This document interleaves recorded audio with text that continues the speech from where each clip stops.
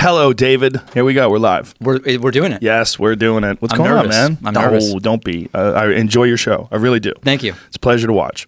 You're a very smart guy, man. And like I said, we were just talking about it. You're very reasonable. In this world, I think there's so much of this, the YouTube political world, the YouTube commentary world, where people are so fucking toxic.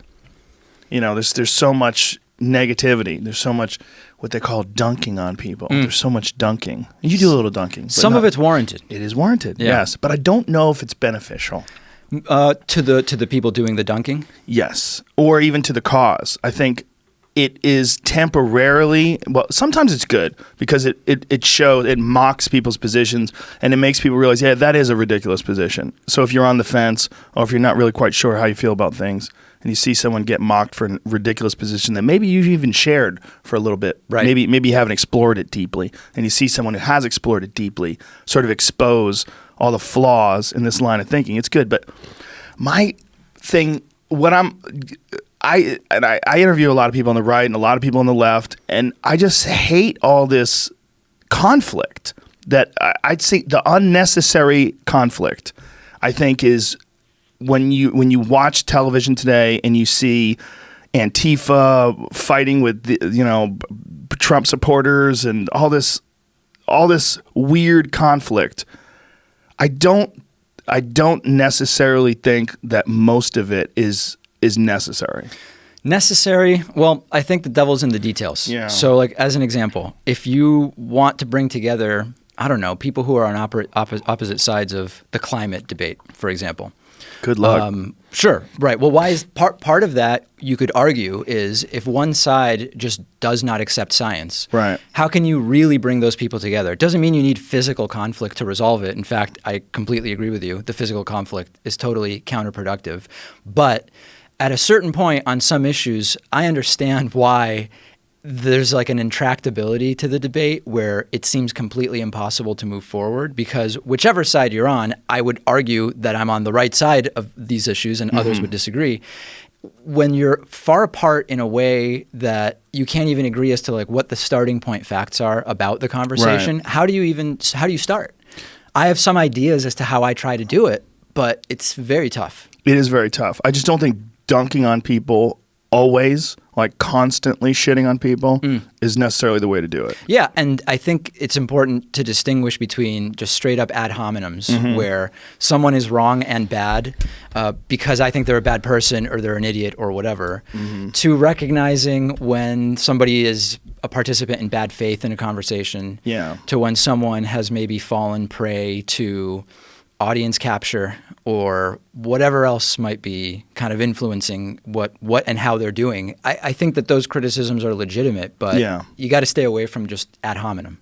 Yes, I agree, and I think that it's just so common today. It's also extremely attractive. The YouTube algorithm, as far as comments go, I mean, it actually kind of encourages it, and so does Facebook's. So does anytime there's a social media platform that is ad dependent, one of the best ways to get people to engage is to have something they disagree with, so they can get angry. Yes, until it becomes no longer brand safe, according to whoever's running the platform, right? I mean, if you go back to April 2017, where I woke up and saw that my YouTube channel made 19 cents the previous day, and I text Kyle Kalinske, and I say, I think there's like a glitch. Is it like, it says I made 19 cents, and he says, it says I made 35 cents or something like that. Something's going on. And it was the beginning of like Adpocalypse 1.0. Yeah. And that was a rough 3-week period. And so it's, encourage the debate and the battle of ideas, so to speak, and all of this stuff until advertisers get worried and they say, oh, our ads are showing up on stuff that's a little bit touch and go for us. That's a weird one to me because YouTube has always been a secondary thought for me. The first thought was the audio version of the podcast. And in fact, when we were uploading it to YouTube at first, I was like, why are we even doing this? I guess, why not? Some people probably want to watch it. And then somewhere along the line, it became at least close to as big as the audio version of it. And then maybe even more significant because one of the things that the YouTube version has is the comment section, which is often a fucking dumpster fire, but it at least there is some sort of like a community engagement aspect of it that doesn't really exist in iTunes. Like in iTunes, it's in a vacuum, right? Sure.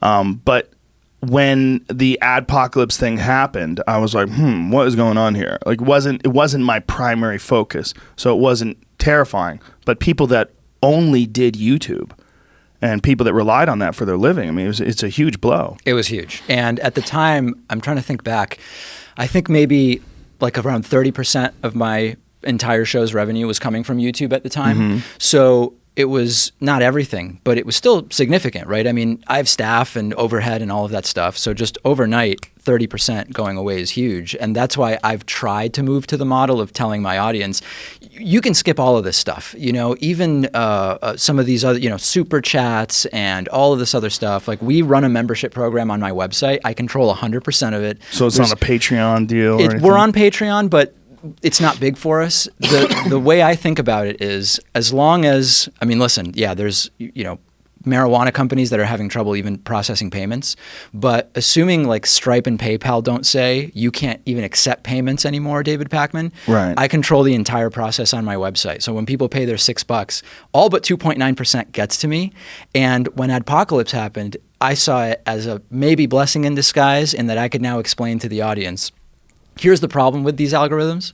Here's the problem when it goes from I am fighting white supremacist content to an algorithm can't distinguish between that and white supremacist content. Right. That's bad for me. Yeah. Right. When I interview Richard Spencer, I obviously don't agree with Richard Spencer, but can an algorithm figure out that there's a difference between an interview I do with Richard Spencer and white nationalist propaganda? I don't know, but we can kind of get around all of that if you just go directly to me. And that's why my focus has been growing those direct memberships. Did you interview Richard Spencer? Yeah. Did you get shit for that? Yes. Yeah. That's a weird one, right? You know, I'm sure you're aware that what is it called? The Dayton Society, where there was a woman who made a bunch of connections. Like, Joe Rogan knows David Pakman, and Joe Rogan also knows Alex Jones. So Alex Jones must be friends with David Pakman. Like the map, yeah, sort of. It's like one of those minds, you know, right. and it was really weird.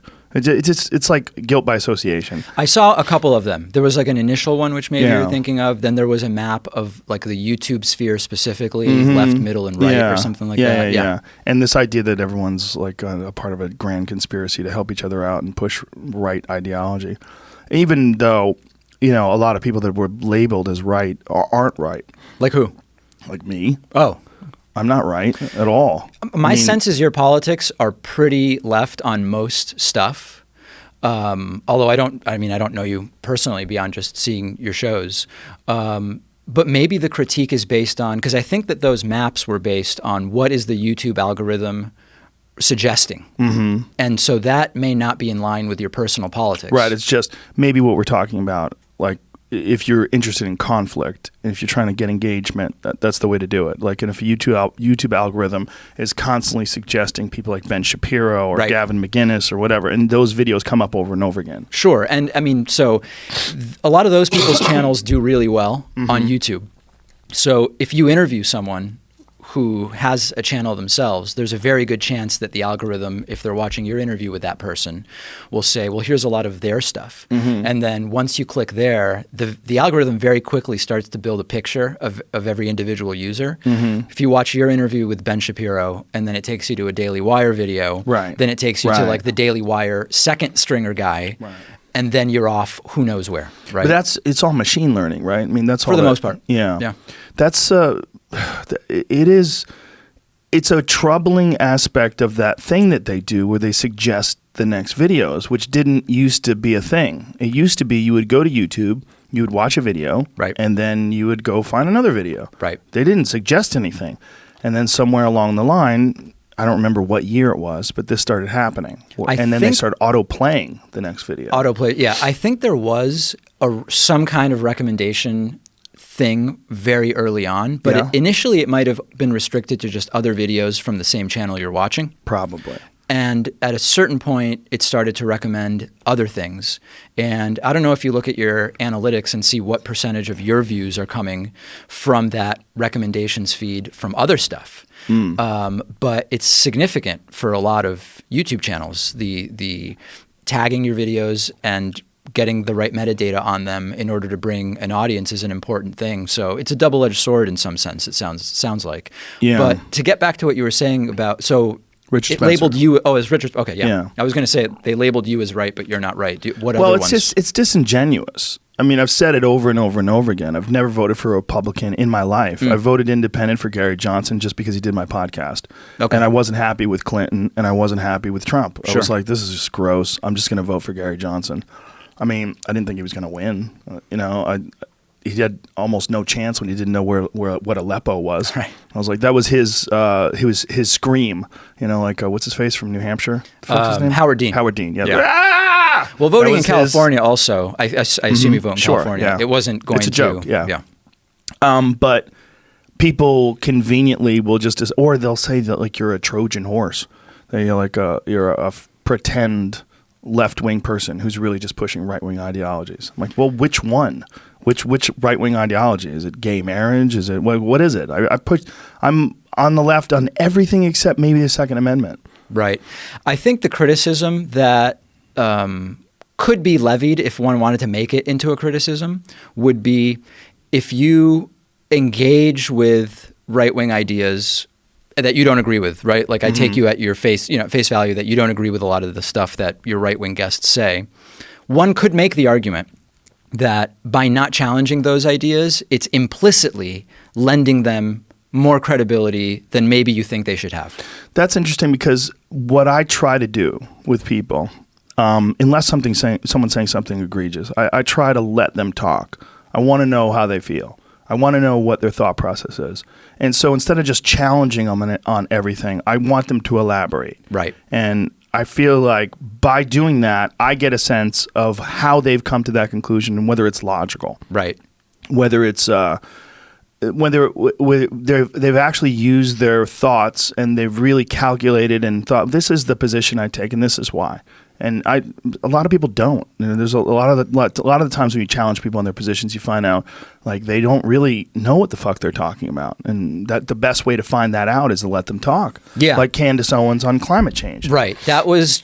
I mean, there's the Socratic method of questioning, right? Which is why do you think that, and how do you know that that's true, et cetera, and sort of some other questions that come from it, which I do as well. I mean, I don't know, to tie it to the Richard Spencer interview that I did. Some of the criticism I received after was from people on the left. I mean, the people on the right. I would assume it was people on the left. For doing the interview? Yes. Or for what I said in the interview? For doing it. Okay, yeah. For doing the interview at all, the criticism was more from the left. Right. For what I said in the interview, the criticism was more from the right, from people who just agreed with Richard Spencer. Like what things did they agree with? That it is inevitable that people with different ethnic or religious backgrounds simply will not be able to coexist together peacefully, and we're better off trying to figure out how can we separate people based on their membership in ethnic or religious groups. God, that's sad. Separatism. I mean, literally separatism. That's sad.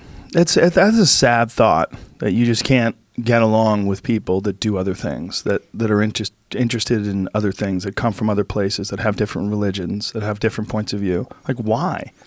Well, they have a series of decades of what they call scholarship supporting their view. But for the context of my interview, I made it abundantly clear that I didn't agree with that stuff, right? Yeah. And my view is, and everybody can have a different view about how they do interviews. My view is, if I just allow the what I consider to be disgusting views to be spread out, right? Like a spray bottle, just spray them everywhere, not do anything else. I can't say that I'm doing something that I think is valuable. I don't feel like it's valuable. So my approach is, are the ideas known enough to be worth refuting? That's number one. If it's some weird conspiracy theory that has not even any following whatsoever, I'm probably not going to choose to even entertain it because it's irrelevant in sort of all ways. So my first question is was Richard Spencer relevant at the time? Alt-right was rising. This guy was considered by many the sort of creator of the alt-right. He was growing a following in the context of the Trump candidacy at the time, or maybe administration. I don't remember when exactly it was. It was, I think, 2016, or I'm trying to remember when it was. I don't remember when I first heard his name. Yeah. Like, how did he come to prominence? I don't know the sequence, but I think he had an alt-right website that had articles of some kind. And then that website became more known. And that fucking term is so the alt-right, alt-left, the centrist, like all these different labels are so. I'd rather talk about issues. I agree with you there. It's so clunky. But so, first thing was I did want to interview him, but if I had felt that I wouldn't be prepared to make it abundantly clear that I don't agree with the guy and I think his ideas are terrible, I wouldn't have done the interview.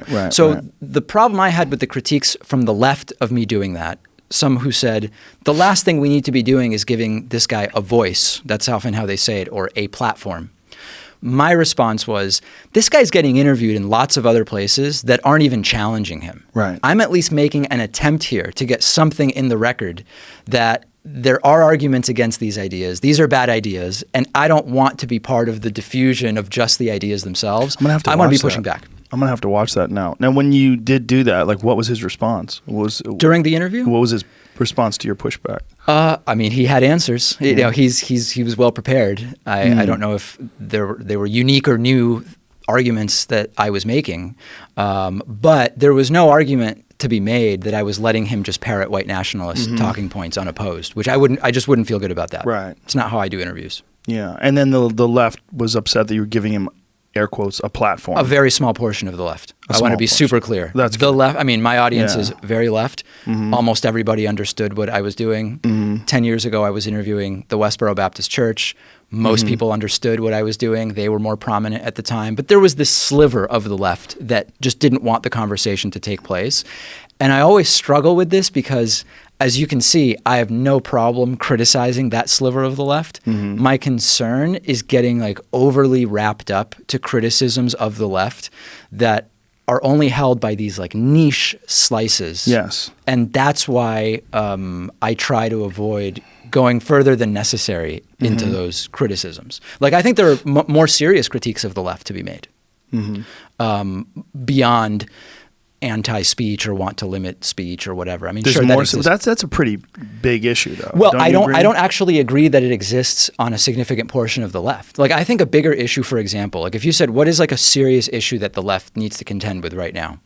I would say a more serious issue is if you look at the progressive accomplishments of the early 20th century, for example, 1905 to 1925, and the New Deal accomplishments that the left had in the time of FDR.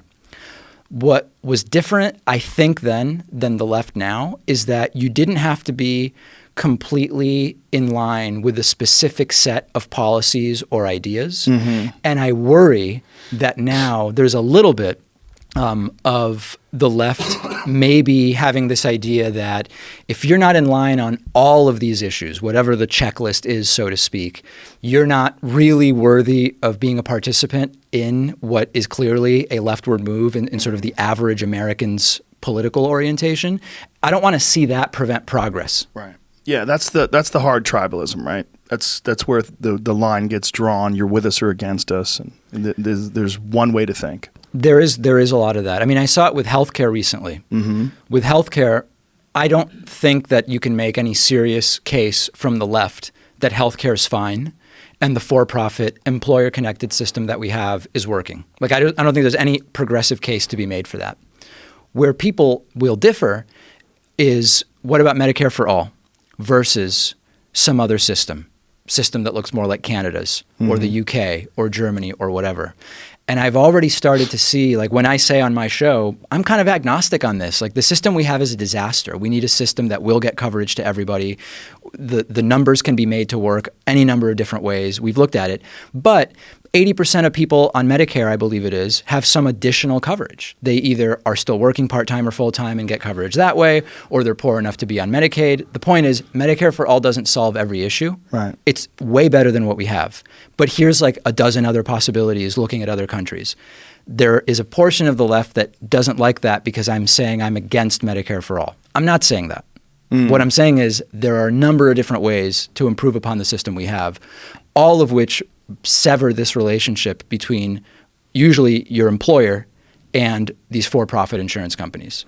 Yeah, Why can't we be open to that? I really don't understand private citizens that don't want easy access to quality health care for everybody. That confuses the shit out of me. Like, have you ever been hurt? Have you ever been sick? Yeah. Have you ever been broke? Right. Do you want to be broke and have no access to health care?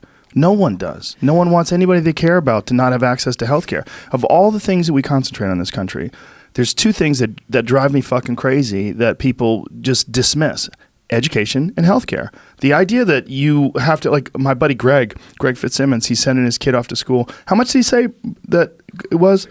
65, I think. $65,000 a year for both of his kids, for each of his kids. So, he's got two kids. That hurts my head to even think about spending $130,000 a year just on, if you're a regular person with a regular job, how the fuck do you do that? Impossible. It's impossible. It's so much fucking money. And then that's not even paying for housing and food and transportation and books and everything else that you're going to need too. And to make it more difficult for young people to succeed is one of the worst ways to make a stronger country. If you want a strong country, you want educated people that get to pursue their dreams. And the idea that we are so willing to spend so much money on these costly regime change wars and flying troops overseas to these places that they don't want to go. No one wants it to happen.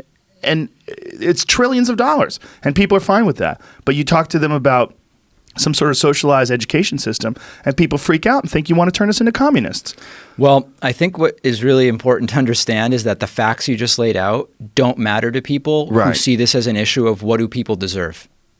What do they deserve? So if you say to a fiscal conservative, if you consider the amount that the employee pays for premiums, plus the employer, plus your co-pays, plus co-insurance, you put it all together into some amount. And you explain to them there's lots of great analyses that have been done which tell us that with roughly the same amount of money, maybe a small payroll tax in addition, with roughly that same amount, it all could be done with a single payer system that covers everybody.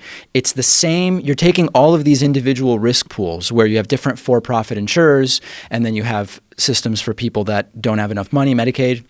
You have systems for people that are over 65, Medicare. You put it all together. You spread the risk far wider. The employer no longer has to pay their part of the premium.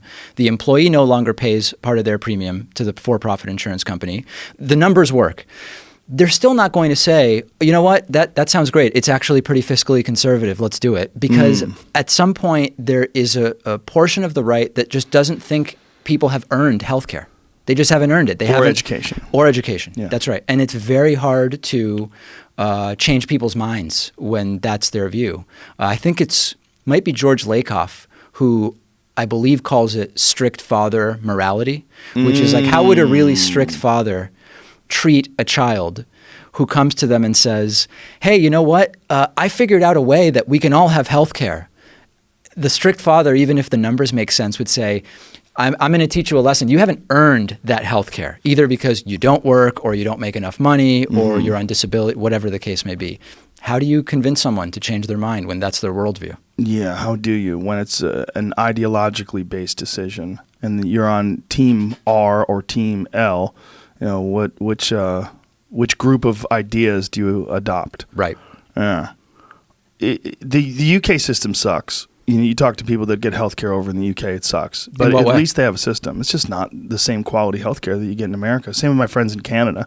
I have friends in Canada that have come down here to get surgery because they find better doctors over here because they're Rand Paul was going to incentivized. Canada to get his operation. Yeah, hernia. why was that? Why did he do that? The best places in Canada. The best place for hernias? For that type of hernia, I believe, yeah. I mean, here's the thing. Even in saying the UK system and the Canadian system, neither one is that good. Right. Those two systems are totally different. Right. So I But feel they're like both socialized medicine. they are both, well, yes, in some sense. I mean, the Canadian system is administered at the province level. So the province is sort of like the market. Instead of having all these sub-markets attached to individual for-profit insurers, at the provincial level, that's how it's organized. The UK has the National Health Service, where they don't actually run the healthcare facilities, but they are the ones who are contracting them. So it's sort of like the healthcare facility still is its own entity. It's not that you're going and the government is the employer of the doctors, so to speak, but they're contracting with the healthcare facilities. But the point I want to make is that there are criticisms of all of these systems, but they're different ones. So when we say, the British and Canadian systems aren't that good, Right. let's figure out in what ways each is not that good, because they're different ways. Whether you're talking about health outcomes, early detection, cost per treatment, whatever, you really have to drill down and figure out in what way are we saying it's not as good. Yeah. What I'm saying is that there's no perfect system. There is no perfect system. Those systems aren't right. But I believe that most of the best doctors, in terms of like North America at least, are in the United States. I'm sure there's probably some very good doctors in Canada that do specialized medicine, but I think really good doctors are incentivized by profit. I really do. I think there is some motivation for, if you spend so much money for medical school and you bust your ass, you want to make a lot of money. And some of the best doctors earn a really good living. That and may be. I think limiting their ability to earn that money won't incentivize people to be excellent. So a couple different things. I mean, number one, to be clear, we're now starting to get into a little bit of broader economic philosophy. Like I'm a capitalist. I'm for social democracy, which is a mixed system. That's a capitalist system that says we're going to invest tax revenue in a particular way to make sure that no one falls below a certain level. So my just to contextualize that, my point of view is not from one of becoming a socialist country. And so, I think we share those views. I think so. A lot of doctors will say that even though on paper, in a socialized medicine system, they might make less for a particular procedure, for example, or something like that, a lot of them are still in favor of those systems because it would drastically reduce their overhead. So there's all of this apparatus that includes medical billing and coding, both on the insurer end and at the healthcare provider end. The hospital and the insurance company both are battling over what is it that was done? Right. What are the codes that apply here, and what are our reimbursement rates? There's fraud when it comes to that. And that requires an apparatus for investigating and adjudicating that. That adds more and more cost. So I don't think it's as easy, I don't think it's as obvious that under those systems, at the end of the day, a doctor that owns a PCP group, for example, or an orthopedic clinic or whatever the case may be, I don't know that it's that clear that they end up taking home less money. That's interesting. I'd wonder if in practice that would play out that way. Maybe I'm talking about just like high-end orthopedic surgeons that do knee surgeries for athletes and things along those lines. They often would be outside of whatever insurance apparatus we're talking about anyway. A lot of those folks are often being paid out of pocket anyway. Yes. So it's less... At least some. So for the average person's experience, I think it's less relevant. Yeah. Then there's also liability insurance, which is extremely expensive. That's a giant issue with doctors. It's a huge expense. It is, yeah. I mean, I think it is necessary. There's a question as to whether it's organized in the best way. I know less about that component than some of the other ones. Yeah. The education and healthcare, those are the two things that I think we can both agree we need to invest money on, and we need to figure out some way to make that more accessible to people. Yes. And I don't understand people that don't think that. And if that's what that is, the strict father mentality, the only thing that it makes sense to me is that you don't want people who are kind of half-assing college, that can just get in. I think that comes up a lot when you hear about so-called free college, which isn't free. We're saying we're paying for it through taxation. Really important to point that out. It's just not for everybody, and that's okay. I mean, I think that sometimes gets lost. Yes. And yes, there are more and more jobs that require college degrees, even though you could make the case maybe the college degree is not actually necessary, but it's a way to sort of thin the herd of applicants in order to just make hiring, more practical. But I do think that it's okay to say that college isn't for everybody. But the same ideas that apply to so-called free college, meaning college paid for through education, could apply to trade school. They could apply to retraining programs. Yes. There's a whole bunch of other ways that it could be done. Yeah, no, I agree.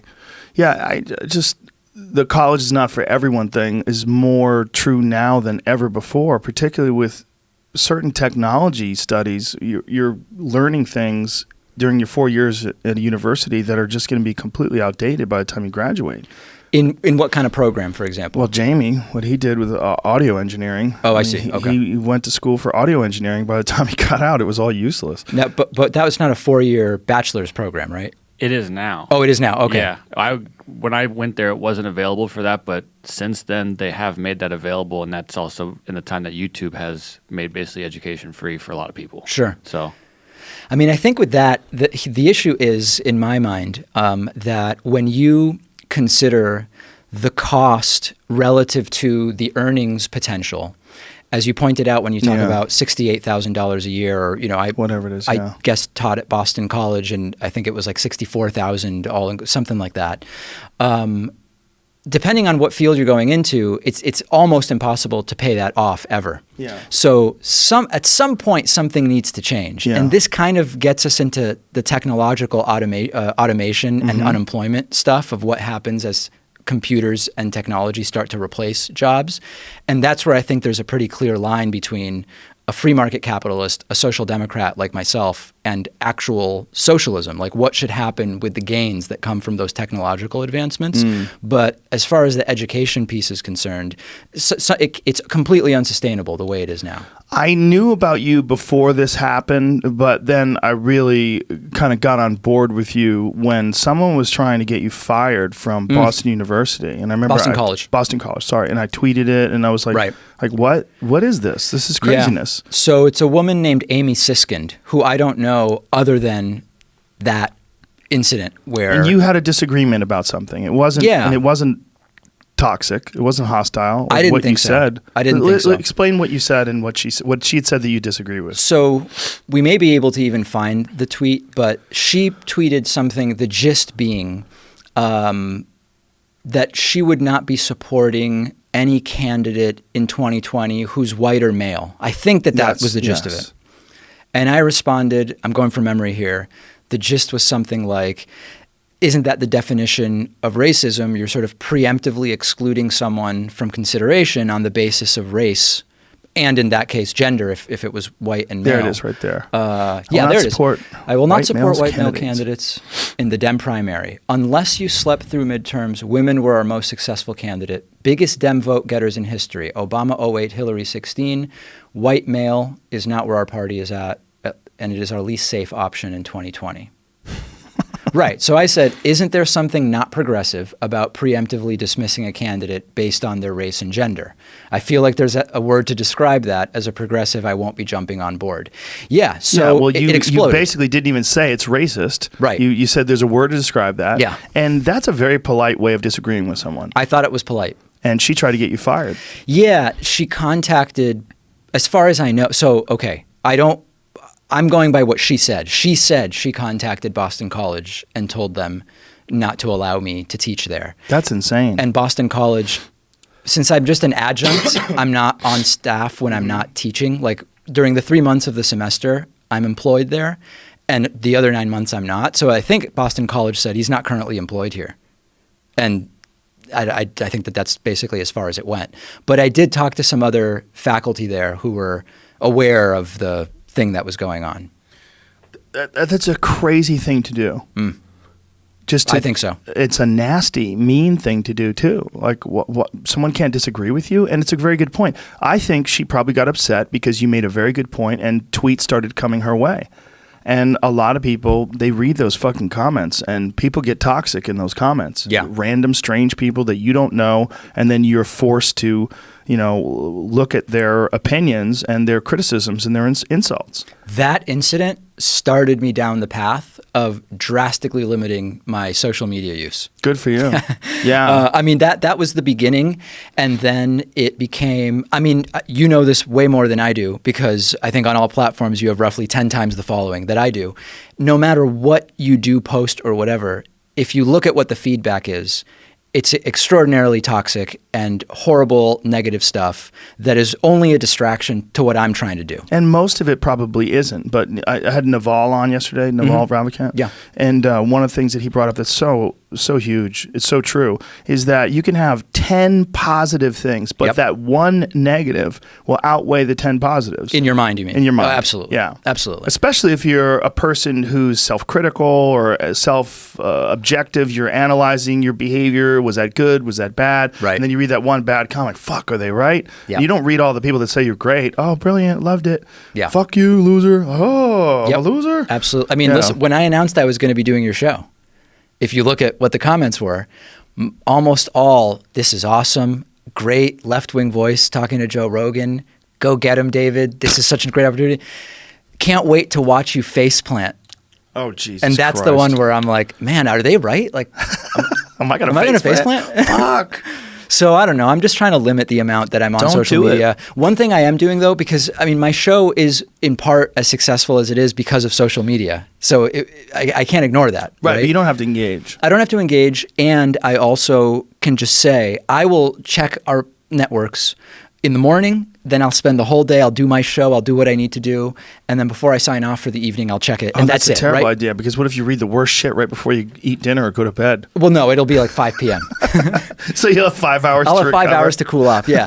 And it's way better. And weekends, people are like, David, you're still tweeting on the weekends. A lot of those are like pre-scheduled tweets where I'll just sit and schedule some stuff, and I am trying to stay off it, and it's been really great. I mean, it's been a fantastic We looked at our experience. phones yesterday. We did a Sober October podcast with my 4 friends. Yep. We looked at our phones to look at phone usage, and I use my phone 4 hours a day.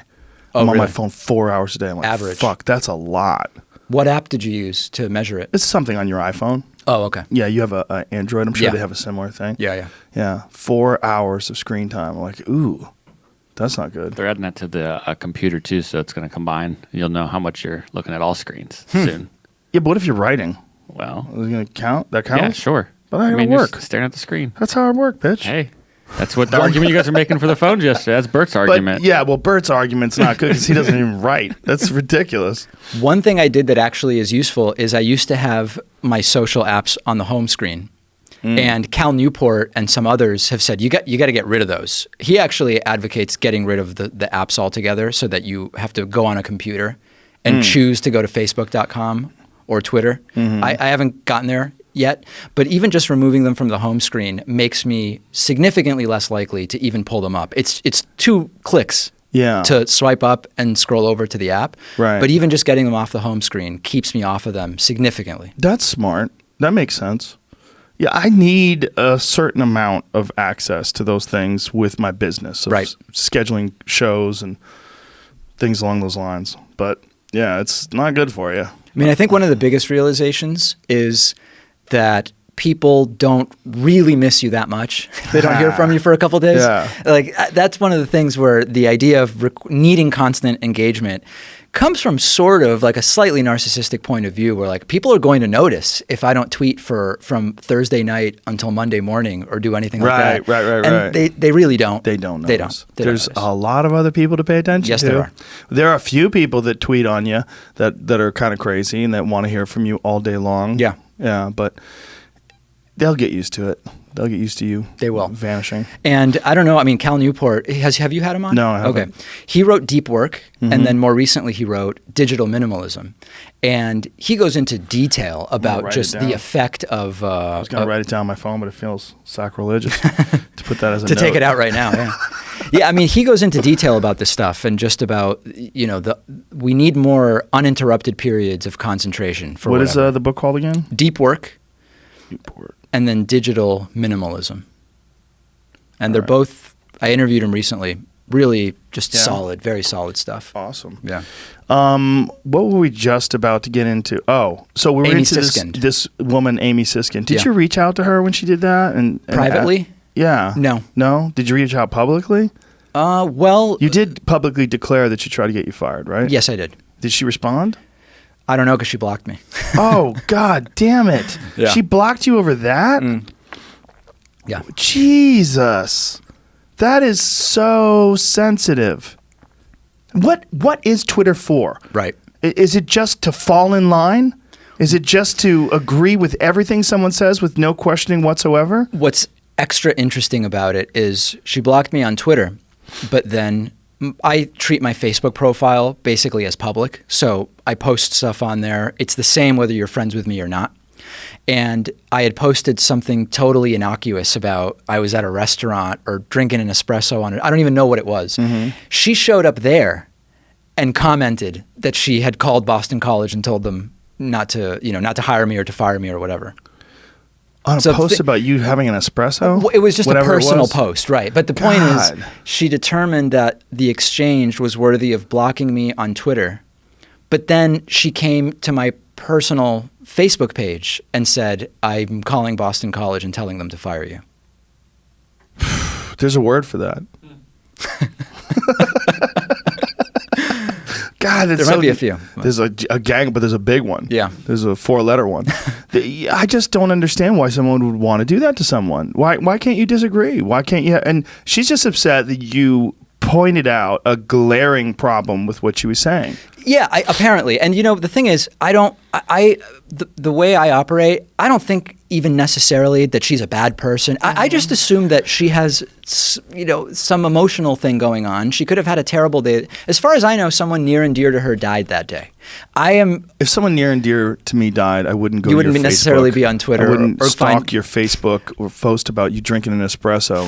Fair. Tell people I'd try to get you fired. But my approach is, I really do assume most people are pretty good people, and even when we have disagreements, I tend to give the benefit of the doubt that if we could only talk the way we're doing, we could figure out 95% of the disagreement. I agree with you. Maybe not all of it. Right. But most of it. So I don't begrudge her. I mean, she behaved in a way I wouldn't behave, but who knows what she had going on, I mean, it's... Yeah. Well, it didn't get you fired, so it's not that bad. But if it did, that would have been horrible. It would have been a different situation. Yeah. Would have been probably good publicity. Yeah, it probably would have helped you. I think so. You got excited about that. Look at you. You got a well, it's little funny. twinkle in your eye. The reason I'm thinking back actually to a conversation I had at the time where someone said to me, if you do get fired, it's the best possible thing that'll happen. Right. It would just be fantastic. And it didn't. Because I wasn't actually employed there at the time. That's the irony of it. Well, this is the thing, the falling in line, the no room for deviation from the ideology. Sure. This is a giant issue that I have with both parties. And I think it's one of the reasons why people are in these parties to begin with. I don't necessarily think that people have clearly thought out every single aspect of whatever party they align with. Sure. I think they fall in line and they adopt a predetermined pattern of behavior that seems to be attractive at the time, and then they fall in line with whatever that party is saying. Yeah. I think that is a giant percentage of people. When someone deviates from that like you did, someone who is also clearly a progressive and clearly a left-wing person, and you're criticizing something and very, very politely, and that she just goes haywire over that. That's the thing, right? It's like, are you responsible for the people who also comment on your post? And this is where we're getting to this like Vox thing that's happening with Steven Crowder right now. Right. Are you responsible for the reaction to what you post? Because if you look at what Steven Crowder said to that, for people who don't know the story, Steven Crowder got into it with this guy who is a writer for Vox, who he's gay. His Twitter handle is gay wonk. Right? Carlos Maza. Yeah, so it's not that he's hiding that he's gay. Talks about it all the time. He's kind of effeminate. And Steven Crowder mocked that. And he mocked that in these videos where he was criticizing Carlos's position on Antifa, specifically what I saw. And in doing that, he called him this queer Mexican, and he's doing it in a ribbing way. He's doing it in a joking way. And then Carlos Maza posts all these horrible tweets that came his way, and apparently he got doxxed, so people got his phone, and they were saying debate Steven Crowder. He was getting all these text messages in, and all this hateful stuff that was coming his way. So the question is, who is responsible for that hateful stuff? If Steven Crowder calls him queer, what is queer? Okay, is LBGTQ? What do we do there? What do we do if the Q is in? Is it okay to call someone gay who identifies as gay? If he calls him the gay little Mexican, is that bad? Like, how bad is that? Like, what is that? You know what I'm saying? But do you feel what I'm saying here? It's like, I do. I know where you're getting at. Let's zoom out a little bit, right? And then we'll get into this. Man, where do you even start with this? Because there's a lot to unpack here. Right. If we'll analyze the specifics in a second, maybe. But first, if you look at the policy, the terms of service of YouTube, there's a Verge article from yesterday, a few days ago, earlier this week, before YouTube had made the decision to demonetize Steven Crowder. Well, they made the decision to not act initially, and to say that it didn't violate the terms of services. And then today, as I got in here, Jamie informed me that they made a decision to demonetize. That's right. So in the article where they made the decision not to act, they actually put what YouTube's terms of service are with regard to bullying and harassment. My reading of it, and we could go through them, if we could pull them up, we could go through it line by line if we wanted. My reading was that that definitely did break the terms and conditions. That was my view as I looked at what it was that was done by Steven Crowder and what the terms of service are. Just matching it up, not looking at the comments from either person. What was it specifically? It was specifically targeting an individual on the basis of sexual orientation. But he wasn't targeting him on the basis of it. He was mentioning that with his bad ideas. He was targeting his bad ideas in regards to Antifa. A lot of that he was dismissing Antifa. But if you look at Crowder's video, and I can't believe I spent so much time doing this, but I spent like a whole hour on this 2 days ago. Yep. He was talking about how Carlos just dismisses Antifa as being not that big a deal, and that there's bias in the media whenever there's anything negative that happens. But if you look at the overall picture, and then Crowder goes on to talk about all the assaults, all the murders, that there was sexual assaults, there was rapes, there was all these things that happened with Antifa. He was talking about all these different people that got maced in the face, all these people that got hurt, and he's highlighting all, like, this is not something to easily dismiss, and that the FBI had labeled Antifa a terrorist organization. So far it's just politics. It's just what does he think, what do I think? So far it's just that part of it, and along the way he's like, yeah, but the queer little Latino says this. Yeah. And when he does that, that's where it's like, okay, what is he doing? Is he's kind of mocking him, right? And he's mocking him by saying he's queer, but he says he's queer, or he says he's gay. Yeah, but that's like saying, I mean, listen, just because the N-word is in rap songs doesn't mean that that it'd be fine to go and right. But the N-word is not in, like, it's not like the LBGTN. You know what I'm saying? It's not like a part of their I think the principle, though, is you're suggesting that because a certain word is sometimes used self-referentially by members of a group, that any use of it from the outside is by definition not problematic. And I'm just saying it's more complicated, and you've got to look at the specifics. It's certainly more complicated. You do have to look at specifics. I'm going from memory, but wasn't Steven Crowder also wearing a shirt that said fags with the A with an asterisk? Figs. Wink, wink, nudge, nudge. It said socialism is for figs. Okay. And it has while he's calling a gay guy. A is a fig instead of an I. As he's calling a gay guy a queer Mexican. Yeah. Yes. Yeah. I mean, in total, it's not crazy. No, it's so. But no, there's certainly an argument that. Well, I don't necessarily think the T-shirt is for Carlos Meza. I think that's a T-shirt that he just has because he thinks it's funny, and because Che Guevara, who's on the shirt, that is one of the weirdest things that people worship that guy. He was a horrific human being, a mass murderer, a terrible sociopath, a psychopath, and because he looks good. Involved in the Cuban Revolution. Looks and all good the with a beret stuff. on. Yeah. You know, he became, for a long time, I mean, it's kind of died off, but he became like the woke poster boy. I'm from Argentina. I know. Are you really? Yeah. Were you born there? Yeah. No kidding. Yeah. Interesting. So, I mean, listen, here's the thing. Welcome to my country, bro. I made it. So listen, I think that... I do appreciate what you're saying, and I agree with you to a certain extent. I believe that when YouTube yesterday said, we looked at the content in total, and we don't think it violates our terms and conditions, I disagreed with them. I thought it very clearly violated their terms and conditions. Where I am thinking about it now is the application of those terms and conditions violations. Because a similar thing happened with Alex Jones as well, which was there's lots of way smaller players that are violating these same terms and conditions, but nobody knows about them. YouTube doesn't know about them. They don't get any attention because they have no audience. So I think there's the question of the application of these terms and conditions in a way that's sort of fair and is not ultimately going by the public blowback or reaction to situations. Because that's how Adpocalypse 1.0 happened. Again, I think it was a Coke ad appeared on an obviously racist video on a channel with like 800 or 1,000 subscribers. The Wall Street Journal, I think it was, did an article saying, look at these screenshots of these advertisers on these crazy racist videos. That led to blowback because YouTube didn't want to lose money. And ultimately, that's what this is about. I know that there are people who say YouTube has an inherently left-wing bias. Others say YouTube has a right-wing, whatever. YouTube's bias is towards corporatism and profit. Yes. That's fundamentally what it is. And but as a company, they have a left-wing bias. I don't know that. In what sense? Well, in the sense that the woman who's the CEO of YouTube has talked about it pretty openly, like the fact that she doesn't. What was it that she had gotten into? First of all, it was the James Damore thing. You know, she was talking about the Google memo, and she was talking about how it was incredibly damaging stereotypes against women, which it just wasn't. It's not accurate. Is Home Depot a right-wing company because the CEO supports Trump? That's a good question. I'm basing it on that they're a part of Facebook, and Facebook is pretty clearly left-wing. Who's a part of Facebook?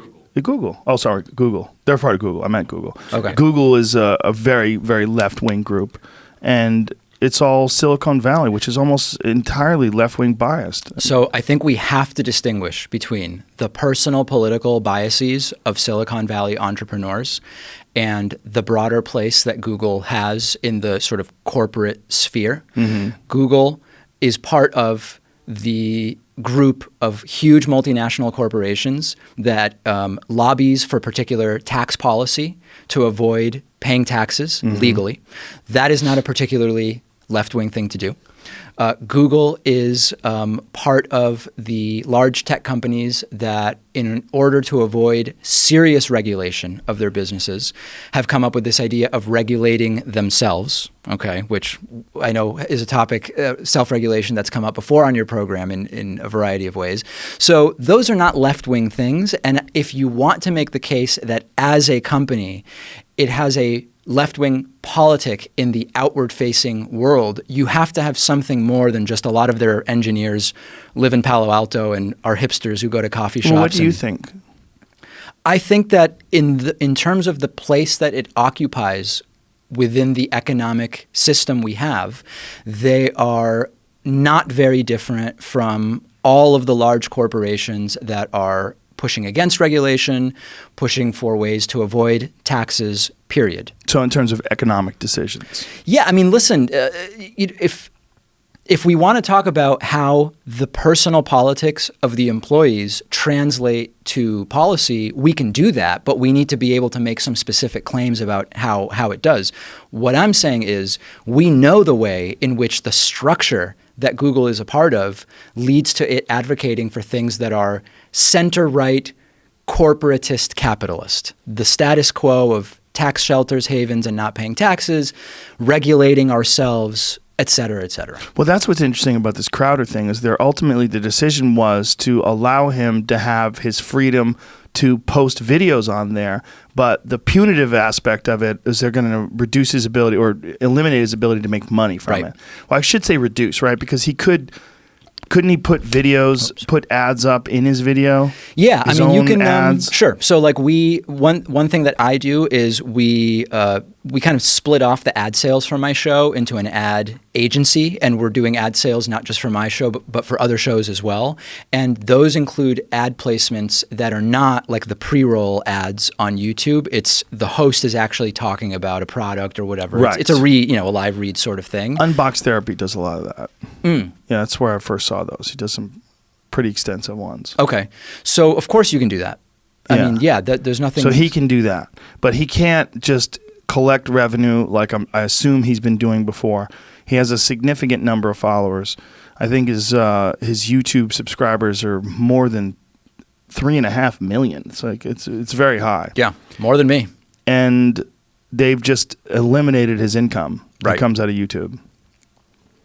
And this was their decision based on his way of talking about Carlos Meza. That's what happened. Yeah. Yeah. I mean, so what are the concerns to me?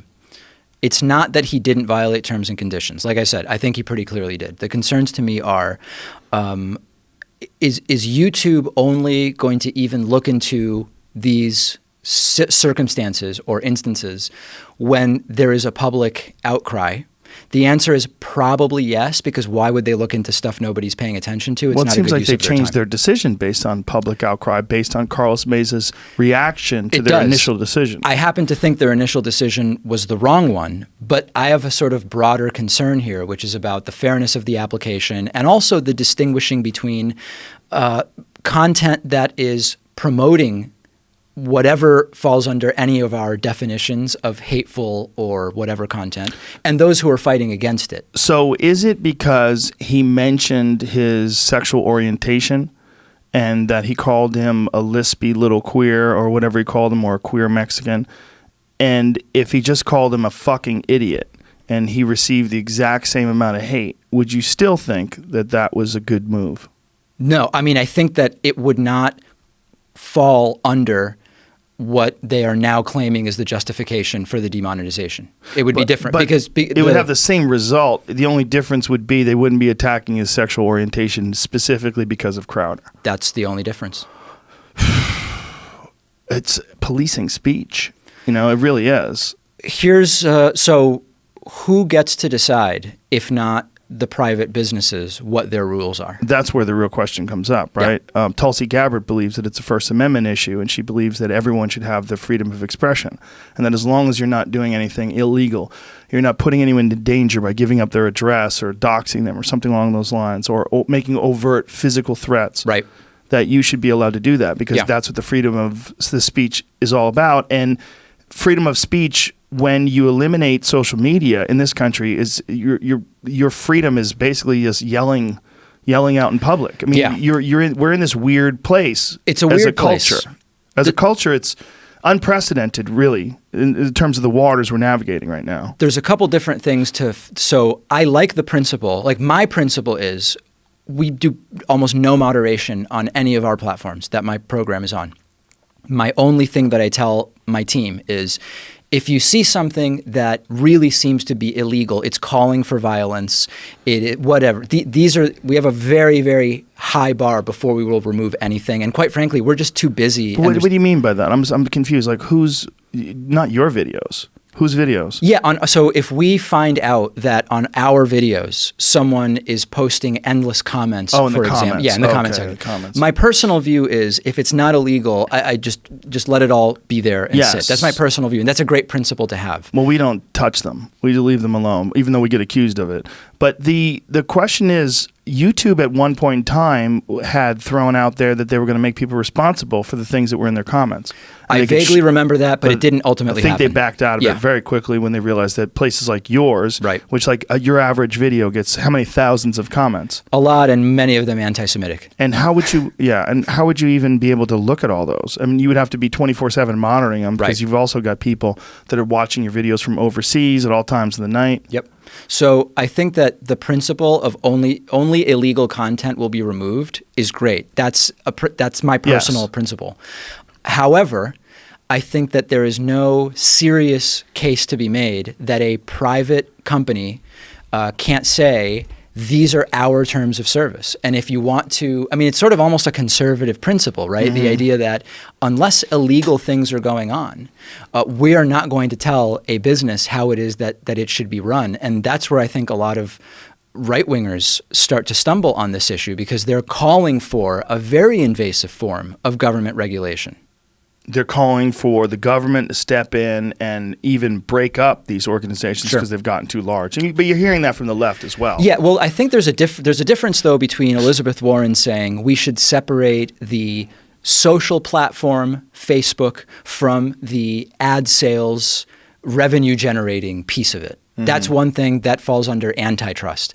That's different than saying the government should come in and it should tell anybody who runs a social network that you can't do anything unless the content is illegal, because there are financial considerations, right? I mean, there's lots of content that would not be illegal, but it would make a video platform like YouTube, not financially viable, because advertisers would see it and they'd say, oh, we're not going near that. Right. So I have a very hard time taking what is a very authoritarian perspective that the government should come in and say, this is how social networks should be run. Now, if you want to change the law, here's the way it could be done.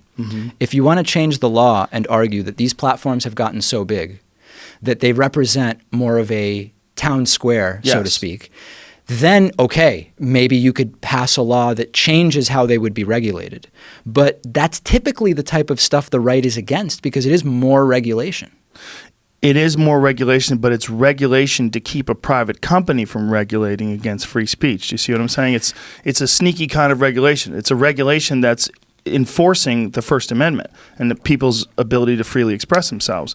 If we're admitting, or if we're agreeing that we are entering into this new world, where this is, that's my position, is that it is a town square, and I feel like everybody should be able to communicate.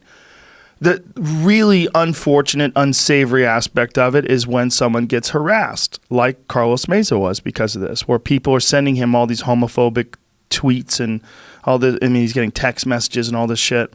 That's the unsavory and unfortunate aspect of it. How do you stop that? I don't know how you stop it. I don't know exactly how you stop it, but I think it would be useful. One thing is, when does a platform get big enough in your mind that it would qualify for this like town square designation? Well, for sure, YouTube. Let's talk about that one, because that's the one we're on. I mean, fucking goddamn it, it's huge. Okay. It's gigantic. So are there other types of businesses through which communication happens that you think should be regulated in the same way? That's not really clear, so I'll give an example. Okay. If you start regularly sending people via UPS similar things to some of the content that exists on YouTube, and UPS says, we're getting reports that you're sending people harassing stuff. We don't want you as a customer anymore. Here's a question, though. Isn't there a difference between someone sending something to a physical address and someone sending something, just let's say to you, when your social media apps are on the third page of your phone and you have to swipe all the way over to get them and open it up, and you have to read them if you want to find them. Well, you don't necessarily have to read them. There's a difference in a practical sense, but I guess the question is, would you similarly want the government to enforce for telephone companies? If you are getting harassing texts and you report it, that's a different thing, I think. I think when it's coming to your phone and the phone is ringing, I think that's another step. It's another step towards invasive. It's a big gray area. Yes, it is. Is the phone ringing? Is it a phone call? Right. Is it a text? Is it a WhatsApp message? You don't have to read that text. Right. Yeah. No, I feel you. I guess where I hesitate, and again, I'm speaking as someone from the left who believes regulation of businesses is an important thing, I would want to be really sure about how exactly it is that the government would step in and mandate essentially that their view has to be listened to over the terms of service that a private company would wish to have. Yes. I feel like when you give people a gun, they start looking for targets. And that is a very common thing. If you give people the ability to censor, and if you give people the ability to censor based on their political ideology or based on what they feel is offensive where other people don't, it's a slippery slope. And I think that can lead to all sorts. Look, that woman, what is her name again? The one who tried to get you fired? Amy Siskind. Imagine her being in charge of a social media platform. She tried to get you fired from Boston College for something that was incredibly polite. Right. That is what I'm talking about, is that very action, that very same type of thinking that she tried to impose on you. That's what I'm worried about. Well, and I'm worried about people that are really strictly trying to promote their ideologies and what they think is okay and not okay. And it's very slippery because there's a lot of weird people out there that believe a lot of weird things and want other people to conform to those weird things. And we sort of have to decide, like, that's why I'm bringing up this Crowder thing. Like, do I think that what he said was good? No, it's not nice to call someone a little lispy queer. It's not nice. It's kind of mean, and especially when that guy wasn't even engaging with him, but he's making fun of him. He's a comedy show. He's mocking them. So the question becomes like, when is that mocking considered homophobic, and when is it just ribbing, right? And that's his position. His position is that it's just ribbing. This is the problem with a discussion that is only about the principles. So like a lot of our conversation for the last 15 minutes has been, what is our principle about what types of business regulation is okay for the government to do and is not okay? Right. Or when we talk about free speech, do we have a principle of anything short of illegal content versus something that is more strict? The reality is that there's a more gray area than that. We're trying to sort of regulate the way people communicate with each other. So it's like if someone said that to someone in a bar, a cop would not arrest them. Like, yeah, you lispy little queer. That would be like, oh, that guy's an asshole. But the bar would be perfectly within their legal right to say, we don't want you in here. You're making our customers uncomfortable. And nobody would say that it would be against the law for the bar to say, you got to go. And that's a good point, if they were doing it to their face. But what if he was in a corner talking about this guy that wasn't there? And he was saying, yeah, so he's talking about Antifa, this lispy little Mexican queer. If you came along and decided to kick the guy out of the bar then... listen, at some bars, if you go into the corner and you yell about a lispy Mexican queer, they're going to ask you to leave, and it still would not be illegal, and the bar would still not be doing anything wrong. Right, but that's a bar, right? That's a private business where people are physically there. Yes. Isn't there a difference between that and something like YouTube, which again falls more in line with like a town square? Maybe that's what we need to revisit, because so much human communication is now happening across these platforms. I would imagine most of it. Or most of it. We need to maybe stop drawing this arbitrary distinction that in person is a completely different thing than over the internet. I mean, maybe it's not increasingly. Maybe it's more the same. Yeah. So I'm torn here, right? On one side, I say, well, it seems like they still allow him to have his freedom of expression because he's still on YouTube. He still is able to upload his show on YouTube. He will have to find other ways to make money. Sure. So one part of me looks at it that way. And no one has a right to monetize on YouTube. Right. So in a sense, they haven't violated his First Amendment rights because he's still able to express himself. But then you go, as a company, they've made a punitive decision to eliminate his ability or radically reduce his ability to make an income off of their platform.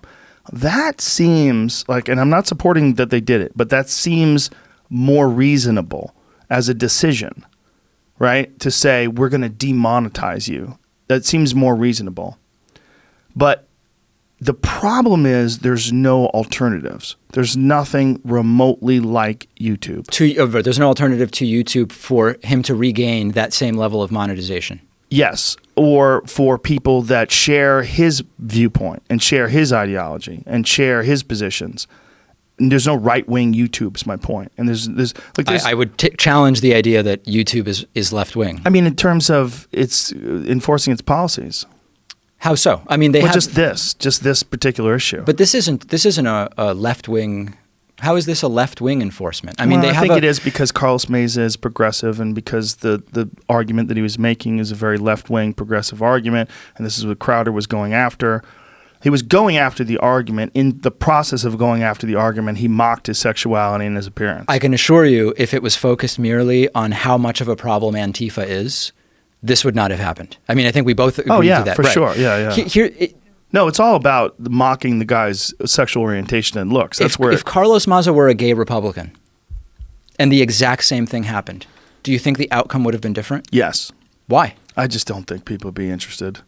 Oh, well, that's a dip. But so that gets to the real crux of it, which is my real concern with this is YouTube only getting involved in even publicly saying what they're doing about a channel. Right. When it becomes very public and it starts to have the possibility of impacting their bottom line and brands saying, yes, this is too hot and we're getting out. Well, in that sense, what Carlos did once it was revealed that YouTube was not going to take action was very effective. Absolutely. I mean, he started tweeting like crazy and people jumped on board.